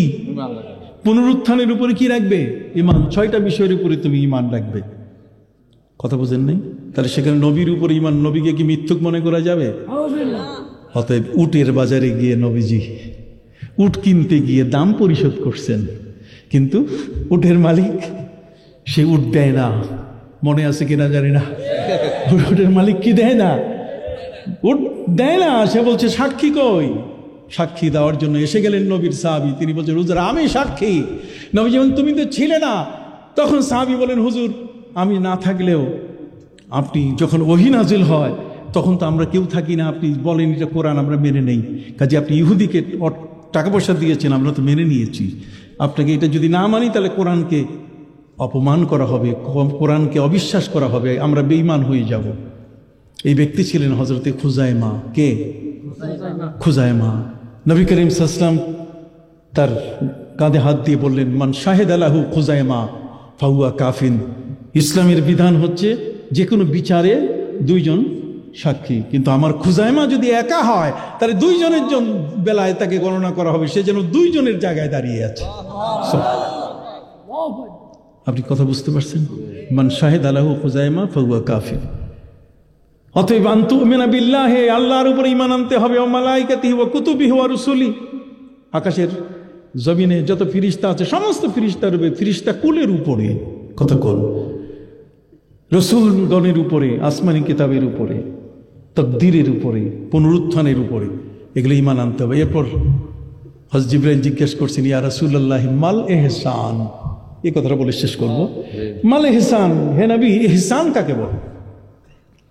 নবী করিম সাল্লাল্লাহু আলাইহি ওয়াসাল্লাম বলছেন, ইহসান হচ্ছে আন তা'বুদাল্লাহ কাআন্নাকা তারা ফাইল্লাম তাকুন তারাহু ফাইন্নাহু ইয়ারাক। এটা হচ্ছে তাসাউফের মূল অবকাঠামো। আন তা'বুদাল্লাহ, তুমি যখন ইবাদতে দাঁড়াবে তখন তোমার মাইন্ড সেট আপ করতে হবে। মাইন্ড সেট আপ বুঝেন? মনটা স্থির করতে হবে। মাইন্ড সেট আপ মানে মনটা কি স্থির করতে হবে। আন তা'বুদাল্লাহ কাআন্নাকা তারা, তোমার মাইন্ড সেট আপ করতে হবে যে আমি যেন আল্লাহকে দেখতে পাচ্ছি। ফাইল্লাম তাকুন তারাহু ফাইন্নাহু ইয়ারাক, যদি তুমি আল্লাহকে দেখতে না পাও তাহলে মনে করবে আল্লাহ তোমাকে দেখতেছেন। তা আল্লাহ তোমাকে দেখলে তখন টুপিটা কি বাঁকা হবে? আল্লাহ তোমাকে দেখলে তখন একটা হাতা কাঁচায় রাখছেন, আরেকটা ছেড়ে দিয়েছেন, এটা হবে? বেডঙ্গা কোনো পোশাক নিয়ে আপনি দাঁড়াতে পারবেন? তখন খুজু জিনাতাকুম ইনদা কুল্লি মসজিদ, সর্বোচ্চ সুন্দর পোশাকটা নিয়ে আপনি মসজিদে যাবেন। কথা বল না? তাহলে আন তা'বুদাল্লাহ কাআন্নাকা তারা, এর সম্পর্কে কবি একটা সুন্দর কবিতা বলছে। কবি বলেছেন, ইয়া ইলাহি মুঝসে মুঝকো দূর কর, ইয়া ইলাহি মুঝসে মুঝকো দূর কর, তাকে তুঝকো मैं देखूं एक नजर। আল্লাহ তুমি আমার থেকে আমাকে দূরে সরাই দাও। আমার রিয়া, আমার বোকস, আমার আমিত্ব, আমিত্ব বুঝেন? আমিত্ব বুঝেন? আমিত্ব মানে আমি ছাড়া আর কেউ নাই। আমি একটা আমিত্বের ঘটনা বলি, কথা কন। এই যে দোহারে একজন আল্লাহর ওলি ছিলেন, সুফি মৌলানা ইসমাইল সাহেব, কথা বুঝতে পারছেন? তো উনি কখনো নিজকে আমি বলতেন না। আমি বলতে গর্ব আসে, আমি বলতেন না, আমিত্ব আসে। আমি থেকে কি আমিত্ব, এই জন্য আমি বলতেন না। অনেকে যদি প্রশ্ন করা হতো যে হুজুর আপনি খাবার খাইছেন, আমরা বলি কি আমি খাইছি, আমি করছি, আমি লিখছি, আমি বক্তৃতা দিয়েছি। উনি বলতেন না। অনেকে যদি বলা হতো আপনি খাইছেন, হ্যাঁ আল্লাহ আমাকে খাওয়াইছে, আল্লাহ আমাকে খাওয়াইছে, এটা উত্তর দিতেন। আমি খাইছি এটা বলতেন না, আল্লাহ আমাকে খাওয়াইছেন। উনি যখন ঢাকা থেকে যেতেন, হুজুর আপনি আসছেন, আমরা বলি হ্যাঁ আমি আসছি, তখন উনি বলতেন না আল্লাহ আমাকে আনছে। নিজের আমিত্বকে উনি কি করছেন?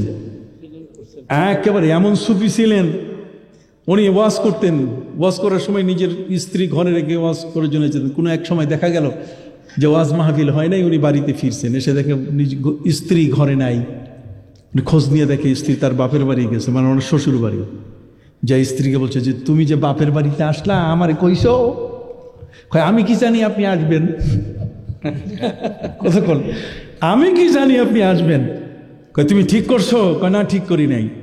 কয় তাহলে আগামীতে আর করবো কখনো? কয় না, আমার হুকুম ছাড়া কোনোদিন বাপের বাড়িতে যাবা না, যদি যাও কি হবে? তখন তার স্ত্রী বলছে তা আমার কানটা কাটতে দিয়েন। কথা বোঝেন নাই?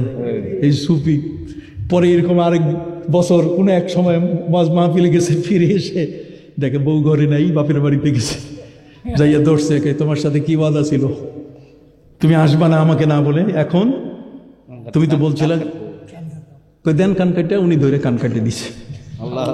এটার উপরে জেল হয়েছে, বহু কিছু হয়ে গেছে, অনেক ঘটনা। কথা বুঝতে পারছেন? তার অর্থ হলো আমি আপনাদেরকে কান কাটার পরামর্শ দিই নেই। আমি আপনাদেরকে যেটা বলেছি সেটি হলো এই যে সুফিরা কিন্তু আল্লাহর ইবাদত এবং প্রমিসের ক্ষেত্রে, ওয়াদার ক্ষেত্রে তারা এতই দৃঢ়, কথা বুঝতে পারলে, এতই শক্তিশালী যে তারা কখনো সেটা লঙ্ঘন করার মানুষ না। কোনো সময় তারা কি করেন না, লঙ্ঘন করেন না। দূর করে তোমার সংযুদ্ধের দিকে আমাকে ধাবিত করো। या इलाही मुझसे मुझको दूर कर, ताकि देखूं तुझसे तुझको एक नजर। তাকে দেখো তুঝকো এক নজর, যাতে করে আমি তোমাকে দেখতে পাই। তোমাকে দেখতে গেলে পৃথিবীর সাথে সম্পর্ক লাগলে দেখা যাবে। এই জন্য বলা হয়েছে আনতা আবুদাল্লাহ কা আন্নাকা তারা, তুমি আল্লাহর ইবাদত করবে এমন ভাবে যাতে তুমি আল্লাহকে দেখতে পাচ্ছ। ফাইল্লাম তাকুন, যদি তুমি নাই হইয়া যাও, কি হয়ে যাও? সবাই বলেন নাকি? আরেকটা কেরাত হলো যদি তুমি নাই হইয়া যাও। নাই মানে তোমার চাহিদা নাই, তোমার ভিতরে যা আছে, তোমার নফসে আম্মারা নাই, তোমার নফসে লাউয়ামা নাই, নফসে মুতমাইন্না এসে গেছে। তুমি যদি নাই হইয়া যাও, ফাইল্লাম তাকুন, যদি নাই হয়ে যাও তারাহু, তাহলে তুমি আল্লাহকে দেখতে পাবে। কথা কি বুঝতে পারছেন? এই জন্য আপনাদের খেদমতে বিনয়ের সাথে আরজ করতে চাই, খবরদার সুফি যারা, তারা কিন্তু আল্লাহর এমন বান্দা যা বলেন তাই হয়ে যায়। এদের সাথে কেউ যদি শত্রুতা করে, পরিষ্কার হাদিসে কুদসির মধ্যে এসেছে, মান আদ আলী ওয়ালিয়ান ফাকাদ আযানতু বিল হারব। তিনটা জিনিস আল্লাহ খাতির করেন না। একটা হচ্ছে তার সাথে শিরক করলে আল্লাহ তাকে মাফ করেন না। একটা তার নবীকে যদি কষ্ট দেয়, আমার প্রিয় নবীকে, তাকেও তিনি ক্ষমা করেন না। একটা হচ্ছে তার ওলিদের সাথে যদি কেউ বেয়াদবি করে, আল্লাহ নিজেই যুদ্ধে নেমে যান। অতএব আজকের আপনারা যারা এখানে এসছেন, আমি মনে করি নামাজ ঠিক রাখবেন। জোরে বলেন কি? খালি মারেফত, তার নামাজের খবর নাই, রোজার খবর নাই, হজ যাকাত, এগুলো যার উপরে যেমন যখন যেভাবে ফরজ হয় ঠিক সেইভাবে আপনাকে আদায় করতে হবে। মারেফত ছাড়া আল্লাহ পাওয়ার আর বিকল্প কোনো পথ। এই জন্য হাদিসে জিবরিলের মধ্যে তিনটা জিনিস, একটা হচ্ছে রুকনুল ইসলাম, রুকনুল ইমান, রুকনুল এহসান। রুকনে ইসলাম তার মানে শরীয়ত, আনতাশহাদু আল্লা ইলাহা ইল্লা ওয়া আন তুকিমাস সালাহ, নামাজ কায়েম করবেন, হজ করবেন, রোজা, এটা হচ্ছে শরীয়ত। আবার ইমান আকীদা, ওই বলছে আকীদা লাগে না, কতক্ষণ না, অথচ আমার ইমান আকীদা হচ্ছে আল্লাহকে বিশ্বাস করা, কতক্ষণ না। আমার আকীদা হচ্ছে ফিরিস্তাকে কি করা, রসুলদের বিশ্বাস করা ইত্যাদি, তারা মাসুম, তারা এগুলো বিশ্বাস করতে হবে। কথা বুঝতে পারছেন? ঠিক অনুরূপভাবে আমার ভেতরে যে জ্ঞানটুকু থাকবে, রুকনুল এহসান, তার মানে আমি যেন ইবাদত করতে গিয়ে আমার অন্তরটা যেন হাজির থাকে, লা সালাতা ইল্লা বিহুজুরিল কালব, উপস্থিত যেন থাকে। আমি আশা করি আপনারা সেদিকে খেয়াল রাখবেন। আজকের এ পর্যন্ত দোয়া চেয়ে এখানেই শেষ করছি। ভালো থাকবেন, আমার জন্য দোয়া করবেন হুজুর, অন্যান্য যারা আছেন। আসসালামু আলাইকুম ওয়া রাহমাতুল্লাহি ওয়া বারাকাতুহু।